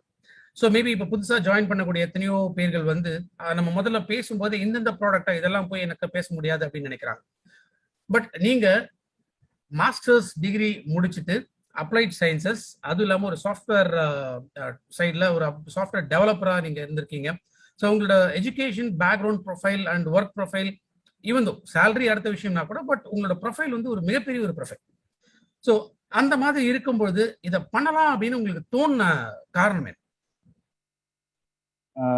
எனக்கு இது தோணுன காரணம் அப்படின்னு பாத்தீங்கன்னா, ஆர்எஸ் ராஜன் சாரோடைய லைவ் பிரசன்டேஷன் ஃபர்ஸ்ட் டைம் பார்க்கும்போது, ஸோ அவருடைய ப்ரொஃபஷனலும் கிட்டத்தட்ட அவரும் எம்இ மாஸ்டர் டிகிரி கிட்ட படிச்சிருந்தாங்க. ஸோ அவர் வந்து 17 லட்ச ரூபாய் சம்பாதிச்சுட்டு இருந்தது எனக்கு ஞாபகம் இருக்கு அவர் சொன்ன பிரசன்டேஷன்ல. ஸோ நான் வந்து பெட்ரோலுக்கு யோசிச்சு போட்டுட்டு இருந்தேன். அவர் சொன்ன ஒரு வேர்டு தான் என்னை இங்க கொண்டு வந்தது. நான் பிலீவ் பண்றேன். என்ன அப்படின்னு பாத்தீங்கன்னா, அவர் சொன்னாரு, நீங்க எல்லாம் பெட்ரோல் போடும்போது டிராப் கணக்கு பார்ப்பீங்க அப்படின்னு. நான் கணக்கே பாக்குறது இல்லை. ஏன்னா என்னுடைய அக்கௌண்ட்ல பணம் விழுதுகிட்டே இருக்கு. நான் செலவு பண்ணிட்டு இருக்கிறேன். சுதந்திரமா செலவு பண்ற 17 லட்சம் சம்பாதிக்கிற மாசம். நீங்க சொல்லும் போது இந்த கொஸ்டின் ஆரம்பிக்கும் போது ஒரு வார்த்தை சொன்னீங்க, சோப்பு சீப்பு இந்த விஷயங்கள் அப்படின்றது. எல்லாம் நான் லேர்ன் பண்ண வரையும் இந்த வெஸ்டீஜ் அப்படின்றது நம்மள சோப்பு சீப்பு எடுத்துட்டு போய் விற்க சொல்லி சொல்லாவே கிடையாது. நாம கம்பெனியை இன்ட்ரோடியூஸ் பண்ணிட்டு கம்பெனில இருக்கிற ப்ராடக்ட்ஸை மக்களுக்கு கொண்டு போய் சேர்க்கறது மட்டும்தான். மக்களுக்கு அந்த ப்ராடக்ட் நாலேஜ் பிளஸ் கம்பெனி பத்தின டீடைல்ஸ், இதுக்கான இன்கம் எப்படி கொடுக்குறாங்க, ஷேர் எப்படி கொடுக்குறாங்க அப்படின்ற விஷயங்களை நம்ம டீச் பண்ணாலே நம்மளுடைய வருமானம் இங்க பெரிய அளவுல இருக்கு. ஸோ இது வந்து இட்ஸ் நாட் சேல். கம்பெனி நம்மளை சேல் பண்ண சொல்லி ரெக்கமெண்ட் பண்ணல அப்படின்றதுல நான் தெளிவா இருந்தேன்.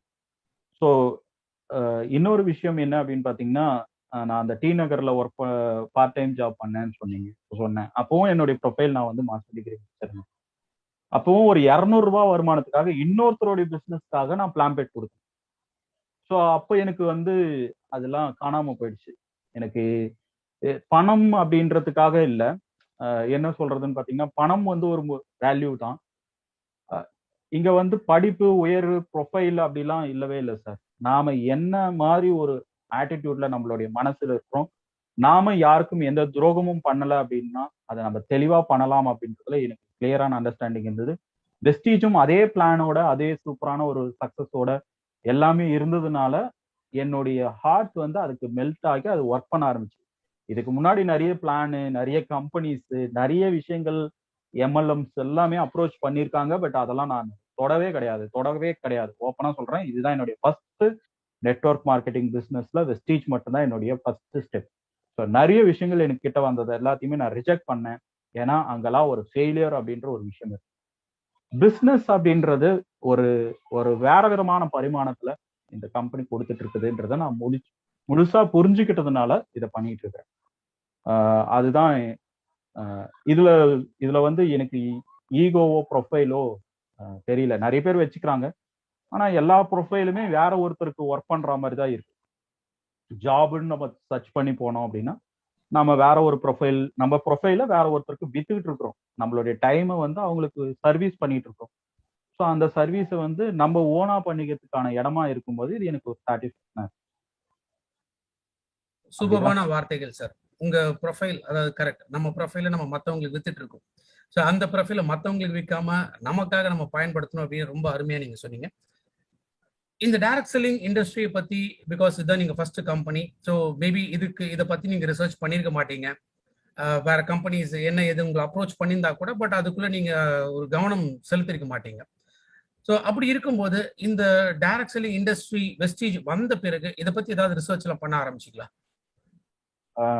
ஓப்பனா சொல்லணும் அப்படின்னு பாத்தீங்கன்னா, இந்த கம்பெனி பத்தி கேள்விப்பட்ட அன்னைக்கு இந்த பிசினஸ் நம்ம கையில எடுக்கலாம் அப்படின்னு தோணுன நிமிஷத்துல இருந்து நான் சர்ச் பண்ண ஆரம்பிச்சேன். அன்னைக்கு நைட்டே நிறைய சர்ச் பண்ணேன். நான் ஜான்வரி 4ஆம் தேதி பிளான் பார்த்தேன். ஜான்வரி 6ஆம் தேதி சரவணன் எனக்கு ஃபோன் பண்ணி மறுபடியும் ஐடி போடலாமா அப்படின்னு கேட்டாங்க. சரி போடலாம் அப்படின்னு சொன்னா, அதுக்கு இன்பிட்வீன்ல நான் நிறைய சர்ச் பண்ண ஆரம்பிச்சேன். அதுல எனக்கு 2 விஷயம் ரொம்ப யூஸ்ஃபுல்லா இருந்தது. கூகுள், அதுக்கப்புறமா யூடியூப். அத ரீசென்ட் டேஸ்ல நம்ம கௌதம் பாலி சார் கூட சொன்னாரு. சூப்பர் அப்ளையன்ஸ் வந்து கூகுள் அண்ட் யூடியூப் அப்படின்னு சொல்லி. ஸோ அதுல வந்து எனக்கு ரொம்ப பிடிச்ச விஷயம் எப்படின்னு பாத்தீங்கன்னா, வெஸ்டீஜ் பத்தி நிறைய சர்ச்ல வேற மாதிரி கேள்வி கேட்க எனக்கு தோணல. அஹ் அங்க பிரசன்டேஷன்ல பார்த்த இயர்ஸ், எந்த வருஷம் ஆரம்பிச்சாங்க, எத்தனை வருஷமா ரன் பண்ணிட்டு இருக்காங்க, எத்தனை பேரை சம்பாதிக்க வச்சிருக்காங்க, எவ்வளவு பேர் அதுல அது சக்சஸ் பண்ணியிருக்காங்க, வெறும் ஆர்எஸ் ராஜன் சார் மட்டும் தானா, தமிழ்நாட்டுல எத்தனை பேர் ரன் பண்ணிட்டு இருக்காங்க, அப்புறமா இதோடைய ப்ராடக்ட் உடைய ரிசல்ட்ஸ் எப்படி இருக்கு, யூடியூப்ல எவ்வளவு விஷயங்கள் இருக்கு. ஸோ அதை ஒரு இன்ஸ்பிரேஷன் ஒரு லேடி ஒரு ஸ்கின் ப்ராடக்டை பத்தி நமக்கு எக்ஸ்பிளைன் பண்ணியிருந்தாங்க. ஸோ அவங்க கிட்டத்தட்ட பிளட்டே வந்திருக்கு, அவங்க உடம்புல ஸ்கின் ப்ராப்ளம் ஆகி அதுல இருந்து அவங்க கியூர் ஆயிருக்கு வெஸ்டீஜோடைய மேனேஜ்மெண்ட் ப்ராடக்ட் அப்படின்றது எனக்கு புரிய ஆரம்பிச்சுது. ஸோ பட் இருந்தாலும் நான் டெஸ்ட் பண்ணாம, நான் உணராம, நான் விஷயத்தை யாருக்குமே நான் வந்து ஷேர் பண்ண தோணல. இன்னைக்கும் வெஸ்டீஜை நான் உணர்ந்து நான் யூட்டிலைஸ் பண்ணி அதை தான் ஷேர் பண்றேன். ஸோ அப்போ இது என்ன இருக்கு, நான் ப்ரௌடாகவும் என் ஃபேமிலியில இருக்கிற எல்லாருக்கும் சாட்டிஸ்ஃபேக்ஷன் ஆன அந்த ப்ராடக்டையோ இந்த கம்பெனி பிளானையோ தான் நான் வந்து ஷேர் பண்ண போறேனே தவிர இதுல பொய் சொல்றதுக்கு ஒரு அளவுக்கும் வாய்ப்பு இல்லை. நான் உங்களுக்கு என்னுடைய சக்சஸ் ஸ்டோரியில சொல்லும் போதே சொல்லியிருந்தேன், ஸ்பிரிச்சுவலா கொஞ்சம் நான் ட்ரெயினராகவும் இருந்தேன். ஸோ ட்ரெயின் பண்றதுக்கு. ஸோ அதுல எனக்கு பிடிச்ச விஷயம் பொய் சொல்லக்கூடாது. ஆனா பிசினஸ் பண்ணணும்னா கண்டிப்பா பொய் சொல்லணும். ஏதாவது நம்ம ஓனா ஒரு ப்ராடக்ட் பண்ணா கூட அந்த ப்ராடக்ட்டை பத்தி நம்ம ஏதாவது கதை விடணும், ஏதாவது ஒரு விஷயங்கள் ஸ்டார்ட். ஸோ அதெல்லாம் இங்க வெஸ்டீஜ்ல கிடையவே கிடையாது சார். ஓப்பனா என்ன இருக்கோ அதை சொல்லலாம். அதுக்கான ஸ்டாண்டர்டைஸ் இருக்கு. நமக்கே தெரியலனாலும் ப்ராடக்ட் பத்தி தெரிந்தாலும் இப்போ ஃபார் எக்ஸாம்பிள் ஸ்பைருலினா ஸ்ரீபக்தான் தமிழ்ல போட்டுட்டு இன் தமிழ் போட்டாலோ, மலையாளம் போட்டாலோ, தெலுங்கு போட்டாலோ, கன்னடா போட்டாலோ, யூடியூப்ல அழகா யாரோ ஒரு ப்ராடக்ட் ரிவ்யூ கொடுத்துருக்காங்க. ஸோ அதை எடுத்து அழகா ஷேர் பண்ணிட்டு நம்ம வந்து ஈஸியா மூவ் ஆகுற மாதிரி தான் இருந்தது. நான் பார்த்தது எல்லாமே ரிசல்ட் ஓரியன்டா பார்த்து சர்ச் பண்ணேன். இன்னுமிக்கும் நிறைய விஷயங்கள் வந்திருக்கு. நிறைய டவுன்லைன்ஸ், புது புது பர்சன்ஸ் அதுக்கப்புறமா ஜாயின் பண்ண பிறகு சாட்டிஸ்ஃபேக்ஷனா நான் பிலீவ் பண்ண ஆரம்பிச்ச பிறகு என்னுடைய என்கிட்ட வந்து கேள்வி கேட்கறவங்க, மக்களாகிய மக்கள் கிட்ட மக்கள் குழப்புறாங்க அப்படின்னு குழப்பத்துல வந்து கேள்வி கேட்கும் போது சில விஷயங்கள் ரிசர்ச் பண்ணேன். அதுல நம்மளுடைய டைரக்ட் செல்லிங் அசோசியேஷனுடைய மேகசின்ஸ் எல்லாத்தையுமே க்ரோ த்ரூ பண்ணிட்டு அதெல்லாம் பேக்கப்ல அனலைஸ் பண்ணிட்டு தான் நான் வந்து இங்க என்னுடைய டீமுக்கு நான் ரன் பண்ணிட்டு இருக்கேன். ஸோ சர்ச் பண்ணிட்டு எல்லாமே அனலைஸ் பண்ணிட்டு இது வந்து ஒரு லீகலைஸ்டா நிறைய பேருக்கு சக்சஸ் கொடுத்துருக்கிற ஒரு பிளாட்ஃபார்ம் அண்ட் சக்சஸ் கொடுத்த ஒரு கம்பெனி அப்படின்றது தான் நான் ரொம்ப ரொம்ப பிலீவ் பண்ணி தான் நான் இதை பண்ணிட்டு இருக்கேன். இப்போ உங்க டீம்ல எத்தனை பேர் இருக்காங்க சார் உங்க ஐடி கீழே அப்படின்னு பார்த்தோம்? டில் நோ எனக்கு கீழே 18,000 பேர் இருக்காங்க சார். 18,000 சில்லற இருக்காங்க. எக்ஸாக்டா சொல்லணும்னா 18,771 பேர் இன்னைக்கு வரையும். ஆல்மோஸ்ட் இது வந்து ஒரு வருஷத்துல நடந்த விஷயம்னே வச்சுக்கலாமே. நீங்க ஜனவரி ஸ்டார்ட் பண்ணி நீங்க கத்துக்கிட்டு அதுக்கப்புறமா உங்களுக்கு டீம் வளர்க்க ஆரம்பிச்சோன்னா கிட்டத்தட்ட ஒரு 1 இயர் ஸ்பேன் அப்படின்னு நம்ம வச்சுக்கலாம். இந்த 1 இயர் ஸ்பேன்ல இன்னைக்கு 18,000க்கு மேல வந்து உங்க டீம்ல இருக்காங்க அப்படின்னு பார்க்கும்போது ரிஜெக்ஷன்ஸ் ஃபேஸ் பண்ணீங்களா? கண்டிப்பா சார். ரிஜெக்ஷன்ஸ் வந்து டில் நோ ஃபேஸ் பண்ணிட்டு தான் இருக்கோம். யாரும் வந்து ரெட் கார்பரேட் போட்டு கூப்பிட்டது கிடையாது. ஸோ ஃபர்ஸ்ட் மாசம் பிளானே 400 பேருக்கு சொன்னேன் அப்படின்னு சொல்லியிருப்பேன். ஸோ யாரெல்லாம் பார்க்க முடியுதோ, எவ்வளவு பேருக்கு பார்க்க முடியுதோ, எவ்வளவு பேருக்கு தெரிஞ்சாலும் இது மாதிரி ஒரு விஷயம் நான் பண்ண போறேன்றதை அனௌன்ஸ் பண்ணிட்டேன். நான் வந்து ஓனா ஒரு பிசினஸ் பண்ணா எப்படி அனௌன்ஸ் பண்ணணும், அதே மாதிரி எனக்கு தெரிஞ்சவங்க, பாக்குறவங்க, பேசுறவங்க யாரு கேட்டாலுமே நம்ம வந்து வெஸ்டீஜ் பண்ணணும். நான் வெஸ்டீஜ் பண்றேன் அப்படின்றத அவங்களுக்கு ரெகக்னைஸ் பண்ண வச்சுட்டேன். ஸோ ஃபர்ஸ்ட் மாசம் வேணான்னு சொன்னவங்க, 3 மாசமா வேணான்னு சொன்னவங்க விஜயலட்சுமி அப்படின்றவங்க, அதுக்கப்புறம் 4வது மாசம் என்னோட 17,000, அதாவது 3வது மாசம் 17,000 ரூபாய் வருமானத்தை பார்த்துட்டு வந்தவங்க இப்ப கோல்ட் டைரக்டர் வந்து 36,000 சம்பாதிச்சிட்டு இருக்காங்க. ஸோ ஆரம்பத்துல இதை நான் ரிஜெக்ஷன்ஸ் இது இந்த பிசினஸ்ல இருக்கதான் செய்யும் அப்படின்றது ஆர்எஸ் ராஜன் சாருடைய ட்ரைனிங் நான் லேர்ன் பண்ண ஆரம்பிச்சு ஃபர்ஸ்ட் டேல இருந்து அதை வந்து அனலைஸ் பண்ணியிருக்கேன். என்னுடைய சூப்பர் அப்ளைன் சரவணன் பிரதரும் எனக்கு அதை கைட் பண்ணியிருக்காங்க. ஏன்னா எல்லாருக்குமே எல்லாமே பிடிச்சிடாது, எல்லாருக்குமே எல்லாமே தேவை கிடையாது. நான் வந்திருக்கிறது பிசினஸ் அப்படின்னு புரிஞ்சுக்கிட்டேன். பேர் வருவாங்க, 10 பேர்ல 8 பேர் வேணாம்னு சொல்லிட்டு போவாங்க, 2 பேர் வருவாங்க, ஒருத்தர் வாங்குவாங்க, ஒருத்தர் வந்து இதை பத்தி குறை சொல்லுவாங்க. ஸோ அப்படிதான் இருக்கும். ஸோ அப்ப இதுல ரிஜெக்ஷன் அப்படின்றது ஒரு விஷயமா இருக்கும். ஆனா உள்ள வந்தவங்க யாரும் ரிஜெக்ட் பண்ணிட்டு போல. உள்ள வந்தவங்க அவங்களால மேபி இது எனக்கு செட் ஆகலைன்னா அவங்களா ஏதோ ஒரு மிஸ்கைட்ல போயிருக்காங்களே தவிர யாரும் என்ன வந்து இதை ரிஜெக்ட் பண்ண கிடையாது. ஆனா எனக்கு ஒரு அனுபவம் மட்டும் இருக்கு. ஒரு லைவ் பிரசன்டேஷன் கொடுத்துட்டு இருக்கும்போது, ஒரு இடத்துல பேசிட்டு இருக்கும்போது ஒருத்தர் வந்து என்கிட்ட பேசினாங்க. ஒரு 40 பேர் உட்காந்து பேசிட்டு இருக்கும்போது ஒருத்தர் வந்து எடுத்து கேட்டாரு, இந்த வெஸ்டேஜ் ப்ராடக்ட்ஸ் எல்லாம் யூஸ் பண்ணா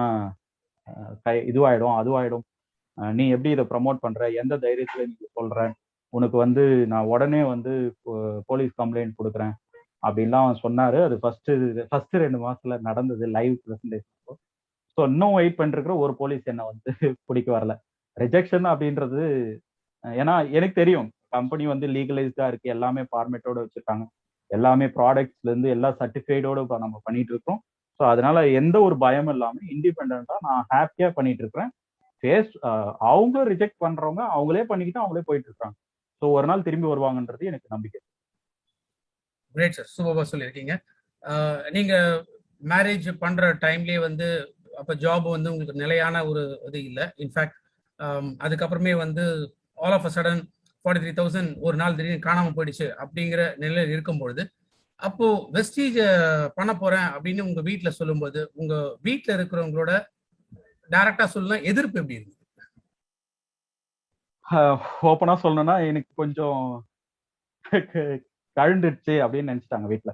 என்ன பண்ண போறோம்னு தெரியாம ஏதோ பண்றான் அப்படின்னு சொல்லி ஃபீல் பண்ணிட்டாங்க. ஸோ ஃபர்ஸ்ட் 2 மாசம் வந்து மதிக்கல. இதெல்லாம் செய்வேன், அதாவது அவங்களுக்கு ப்ராடக்ட் பிடிச்சிருச்சு, எல்லாமே செய்வாங்க. இதுல சக்சஸ் ஆகும், இமிடியேட்டா சக்சஸ் ஆகும் அவங்க நம்ப கிடையாது. யாருக்குமே வந்து ப்ராடக்ட்லாம் வந்து ஃபர்ஸ்ட் நான் புரிஞ்சுக்கிட்டு ப்ராடக்ட் வாங்கிட்டு வந்து கொடுத்தேன். இந்த ப்ராடக்ட் பிடிச்சிருக்கா இதெல்லாம் பாருங்கன்னு சொல்லிட்டேன். என்னுடைய ரிலேஷன் 9 பேருக்கும் அவங்க எல்லாருக்குமே ஆன்லைன்ல ஆர்டர் போட்டு அவங்கவுங்க வீட்டுக்கு அனுப்பிச்சிட்டு ஃபோன் கால்ல வந்து உங்க எல்லாருக்குமே ப்ராடக்ட் பிடிச்சிருக்கா அப்படின்னு கேட்டேன். ப்ராடக்ட் பிடிச்சிருக்கு, நான் வந்து இதை பண்ண போறேன் சின்சியரான்னு சொல்லி அவங்க கிட்ட சொல்லிட்டேன். அவங்களும் வேணாம் தான் சொன்னாங்க. எல்லாருமே வேணாம் தான் சொன்னாங்க, ஃபேமிலி மெம்பர்ஸ் உட்பட. இதை மட்டுமே ஃபுல்லா பண்ணாத அப்படின்னு சொன்னாங்க. இதை மட்டும் ஆணித்தரமா 3 மாசம் தொடர்ந்து சொல்லிட்டு இருந்தாங்க. லாக்டவுன் வந்த பிறகு வேற ஆப்ஷனே கிடையாது. ட்ரைனிங் இன்டர்வியூ அட்டன் பண்ண முடியாது. ஸோ அப்போ வீட்டில் இருக்கிறவங்க இன்னும் உக்ரமா வேணாம் அப்படின்னு சொல்ல ஆரம்பிச்சாங்க. இன்டர்வியூஸ் ஆன்லைன் இன்டர்வியூஸாவது அட்டன் பண்ணி, அப்பயும் இன்டர்வியூ ஆன்லைன் இன்டர்வியூஸ்லாம் அட்டன் பண்ணிட்டு இருந்தாங்க. ஃபேமிலி எல்லாருமே வந்து ஓப்பனா சொல்லணும், ஃபேமிலி எல்லாருமே வந்து ஜாப் ஏதாவது கிடைச்சிடணும்னு வேண்டுவாங்க. நான் வந்து இந்த ஜாப் கிடைக்கலன்னா நல்லா இருக்கும் அப்படின்னு வேண்டுவேன்.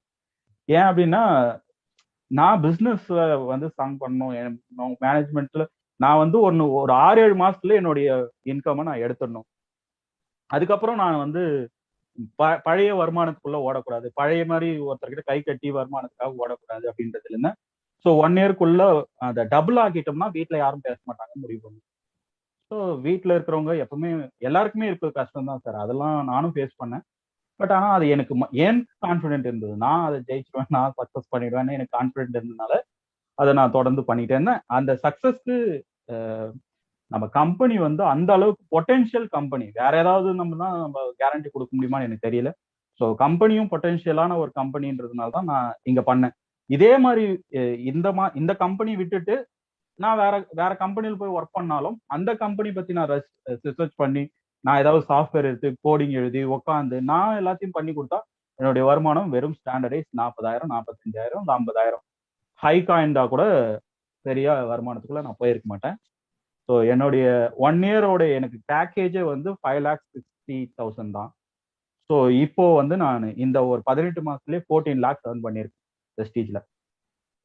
ஸோ ஐ எம் ப்ரௌடு, நான் பிசினஸ் பண்றதுல ப்ரௌடா ஃபீல் பண்றேன். Very great sir. உங்க கூட ஒர்க் பண்ணவங்க மேபி சாஃப்ட்வேர் லைன்ல ஆர் அதுக்கு முன்னாடி காலேஜ்ல வந்து கூட ஒர்க் பண்ணவங்க, ஸோ அவங்கெல்லாம் இப்போ எப்படி பாக்குறாங்க சார்? ஏதோ பண்ணிட்டு இருக்கிறான், புதுசா ஏதோ பண்ணிட்டா, ஏதோ ஒரு சக்சஸ் பண்ணிட்டா, இது எத்தனை நாளைக்கு அப்படின்னு அவங்க எதிர்பார்த்துட்டு இருக்காங்க. இது எத்தனை நாளைக்கு பண்ணுவாங்க, எத்தனை நாளைக்கு அப்படின்னு சொல்லி. ஸோ நான் அதுக்கும் ஒரு காரணம் வச்சிருக்கேன். 2004ல 5% growthல இருந்த கம்பெனி இன்னைக்கு 135% வருடம் கொடுத்துட்டு இருக்கோம். டர்ன் ஓவர் வைஸும் ஹைக்ல போயிட்டு இருக்கோம். கம்பெனி இந்தியாவில் மட்டும் லான்ச் இல்லை, வேர்ல்ட் ரேங்கிங்குள்ள லான்ச் பண்ணிட்டு இருக்கோம். ஸோ இந்த ஆல்மோஸ்ட் டாப் கம்பெனில தான் நமக்கு ஆப்ஷன் வாய்ப்பு கிடைச்சிருக்கு. ஸோ க்ரோயிங் கம்பெனி, ஃபாஸ்டஸ்ட் கம்பெனியா வளர்ந்துட்டு இருக்கிற மொமெண்டம்ல நம்ம இருக்கிறதுனால நான் இன்னும் வளருவேன்னு தான் எனக்கு கான்ஃபிடென்ட் இருக்கே தவிர, ஃப்ரெண்ட்ஸ்லாம் நினைக்கிற மாதிரி அப்படி ஒரு விஷயம் எனக்கு நடக்க தோணல சார். ஆனா ஃப்ரெண்ட்ஸ் நினைச்சிட்டு இருக்காங்க இதெல்லாம் ரொம்ப சம்பாதிக்க முடியாது. அதே மாதிரி அவங்களுக்குலாம் ஒரு காரணம் இருக்கு, இது இப்படி ஆயிடுமோ அப்படி ஆயிடுமோன்னு சொல்லி ஒரு மேஜிக்கா ஒரு விஷயங்கள் ஏதாவது காணாம போயிடும் அப்படின்ற மாதிரி அவங்க பயந்துகிட்டே இருக்கிறாங்க. ஸோ அது கிட்ட வர மாட்டாங்க, நம்ம கிட்ட எதுவும் பேச மாட்டாங்க. ஆரம்பத்துல இதெல்லாம் வேணாம்னு சொன்னவங்களா இப்ப என் பார்த்துட்டு ஓரமா அமைதியா சிரிச்சுக்கிட்டு ஓகே ஓகேன்னு தலையாட்டுறாங்களே தவிர கிட்ட வந்து நம்மள வேணாம்னு சொல்ற அளவுக்கு அவங்களுக்கு ஃபேஸ் பண்ண வரல. ஏன்னா நம்ம அந்த அளவுக்கு நீங்க அவங்கள கிட்ட வந்து சொன்னாலும் நம்ம கிட்ட கரெக்டான ஆன்சர் இருக்கு அப்படின்றத அவங்க உணர ஆரம்பிச்சாங்க. அதனால இப்ப யாரும் வந்து டிஸ்டர்ப் பண்றது இல்லை. Very great sir. In fact evening with crown ரொம்ப ரொம்ப ஒரு ப்ரௌடஸ்ட் மூமெண்ட் அப்படின்னு தான் நானுமே சொல்லணும். பிகாஸ் ஒரு ஷார்ட் டேர்ம் அப்படின்னு பார்க்கும்பொழுது அதுவும் நிறைய சேலஞ்சஸ் ஃபேஸ் பண்ணீங்க. அந்த சேலஞ்சஸ் அடுத்து ஒரு சேலஞ்ச் வரும்பொழுது சரி வெஸ்டீஜ் எடுத்து இதை பண்ணலாம் அப்படின்னு வரும்போது இங்கேயும் ஒரு லாக்டவுன் ஸ்டார்ட் ஆகி ஃபர்தரா மூவ் ஆக முடியாம, பட் எதுவாக இருந்தாலுமே டெஃபினட்டா வந்து ஜெயிக்க முடியுங்கிற ஒரு கான்ஃபிடென்ட்டோட இன்னைக்கு இந்த ஆல்மோஸ்ட் ஒரு லெஸ் தேன் ஒரு 1.5 வருஷத்துக்குள்ள நீங்க வந்து அதை ப்ரூவ் பண்ணிருக்கீங்க. ஸோ ஏன்னா நிறைய பேர் யோசிக்கக்கூடிய விஷயம், ஒரு வருஷத்துல கிரவுண்ட் முடிக்க முடியுமா, இல்ல 1 லட்சம் ரூபாய் சம்பாதிக்க முடியுமா அப்படிங்கிறத. பட் நீங்க உங்க டீம்ல இருக்கக்கூடிய நிறைய லீடர்ஸ் இன்ஃபேக்ட் அதை வந்து ப்ரூவ் பண்ணிருக்காங்க. ஸோ ஒரு வருஷத்துல நிச்சயமா 1 lakh plus இன்கம் ஏர்ன் பண்ண முடியும் த்ரூ வெஸ்டீஜ்ல அப்படிங்கிறத. ஸோ ரொம்ப ரொம்ப ஒரு மிகப்பெரிய ஒரு இன்ஸ்பிரேஷன் வந்து இன்னைக்கு நீங்க கொடுத்துருக்கீங்க. ஸோ ஒரு யங் ஏஜ்ல இன்னைக்கு வந்து நீங்க ஒரு பிசினஸ் மேனா, ஒரு ஆண்டர்பிரினரா நீங்க இருந்து நாளைக்கு ஃபியூச்சர் இதுதான் அப்படிங்கறத வந்து நீங்க புரிய வச்சிருக்கீங்க. ஏன்னா அந்த ஒரு ஹை ப்ரொஃபைல், நல்ல குவாலிஃபிகேஷன் அண்ட் ஒரு சாஃப்ட்வேர் லைன் அப்படின்னு பார்க்கும்போது, ஏன்னா இன்னைக்கு ஒரு வியாபாரமே பார்க்கறது ஒரு software line. So even though அதுல இருந்தா கூட பட் அது லைஃப் இல்லை. ஆனா சூப்பரா நீங்க ஒரு வார்த்தை சொன்னீங்க, உங்க ப்ரொஃபைல மற்றவங்களை விற்காதீங்க, உங்க ப்ரொஃபைல உங்களுக்கு பயன்படுத்திங்க அப்படின்னு சொல்லிட்டு. இன்ஃபேக்ட் ரொம்ப ஒரு ஆணி அடிச்ச மாதிரி ஒரு வார்த்தை அப்படின்னு நான் சொல்லலாம், ரொம்ப ஒரு கேட்சியான ஒரு வார்த்தை. ஸோ எங்களுக்காக இன்னைக்கு இந்த நேரத்தை ஒதுக்கி இந்த ஈவினிங் வித் கிரவுன் இந்த ப்ரோக்ராம் கொடுத்ததுக்காக எல்லார் சார்பாக எங்களுடைய மனமார்ந்த நன்றிகளை உங்களுக்கு இந்த நேரத்தில் தெரிவிக்க நான் கடமைப்பட்டிருக்கேன். Thank you so much. ஸோ மேலும் மேலும் அடுத்தடுத்து நீங்க வந்து பல நிலைகளை அடையிறதோட மட்டுமல்லாமல் உங்களுடைய வருமானம். ஸோ இந்த 1 lakh அப்படிங்கிற இடத்த இதை வந்து 10 times 100 times நீங்க வந்து த்ரூ வெஸ்டீஜ் மல்டிப்ளை பண்ணும் அப்படிங்கிற அந்த ஒரு சந்தோஷத்தோட நிறைவு செய்யறேன். Thank you so much sir.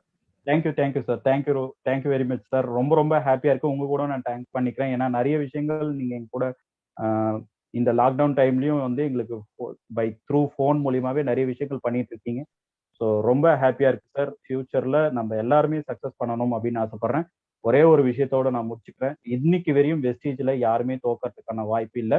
இதுவரையும் கம்பெனி வந்து நம்பர் 1 பொசிஷன்ல இருக்கு. இன்னமும் அடுத்தடுத்த லெவல் போனோம் அப்படின்னா இதுக்கப்புறம் வெஸ்டீஜ் கேரியரா கொண்டு போற எல்லாருமே சக்சஸ் பண்றதுக்கான ஒரு பிளாட்ஃபார்ம் தான் இருக்கு அப்படின்னு சொல்லி எனக்கு கிடைச்ச வாய்ப்பு உங்களுக்கும் இருக்கு. இது யாருக்குமே இல்லாம போற வாய்ப்பு கிடையாது. எல்லாருக்குமே இருக்கிற வாய்ப்பு.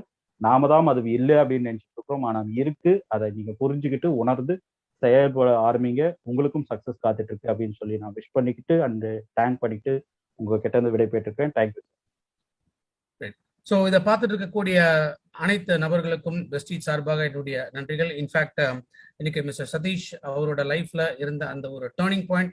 ஏன்னா எல்லார் லைஃப்லயுமே சேலஞ்சஸ் அப்படிங்கிறது இல்லாம கிடையாது. ஸோ ஒவ்வொருத்தர் ஒரு விதமான சேலஞ்சஸ் கண்டிப்பா நீங்க ஃபேஸ் பண்ணிருப்பீங்க. பட் அதை எப்படி ஓவர் கம் பண்றோம், அதுல இருந்து நம்ம எப்படி நம்ம லைஃப் வந்து கரெக்டான ஒரு பாதையில நம்ம மாத்தி அமைக்கிறோம் அப்படிங்கிறது தான் ரொம்ப important. So evening with crown மூலமாக நிறைய கிரவுன் டைரக்டர்ஸ் அந்த எக்கனாமிக் இண்டிபெண்டன்ஸ் நம்மளுடைய விஷன் ஸ்டேட்மெண்ட்டை வந்து உண்மைதான் அப்படிங்கிறத ப்ரூவ் பண்ணிருக்காங்க. ஸோ அந்த வகையில தான் இன்னைக்கு மிஸ்டர் சதீஷ் அவரோட இந்த பயணம் வெஸ்டீஜ்ல ஆரம்பிச்சு ஒரு ஷார்ட் ஸ்பேன்ல எஸ் டெஃபினட்டா இது பாசிபிள் அப்படிங்கிறதுமே அவர் வந்து ப்ரூவ் பண்ணியிருக்காரு. ஸோ இந்த விஷயம் அப்படிங்கிறது இந்த ஒரு டிரான்ஸ்ஃபர்மேஷன் அப்படிங்கிறது நிச்சயமாக எல்லாருக்குமே கிடைக்கும். அதனாலதான் நான் ஆரம்பத்துல அந்த பிரசன்டேஷன் ஸ்டார்ட் பண்ணும்போது ஒரு வேர்ட்ஸ் போட்டிருந்தேன். தட் இஸ் அந்த ஃபியூச்சர் அப்படிங்கிறது வந்து நாளைக்கு ஆரம்பிக்கக்கூடிய விஷயத்துல இல்ல, இன்னைக்கு என்ன பண்ண போறீங்களோ அதை பொறுத்த ஒரு விஷயம். So thank you so much. இதை பார்த்துட்டு இருக்கக்கூடிய உங்கள் அனைவருமே நீங்கள் கிரவுன் டைரக்டர் அப்படிங்கிற நிலையை அடையணும், வருமான சுந்தரத்தை நீங்க அடையணும். So thank you so much. Wish you all the success and wish you well.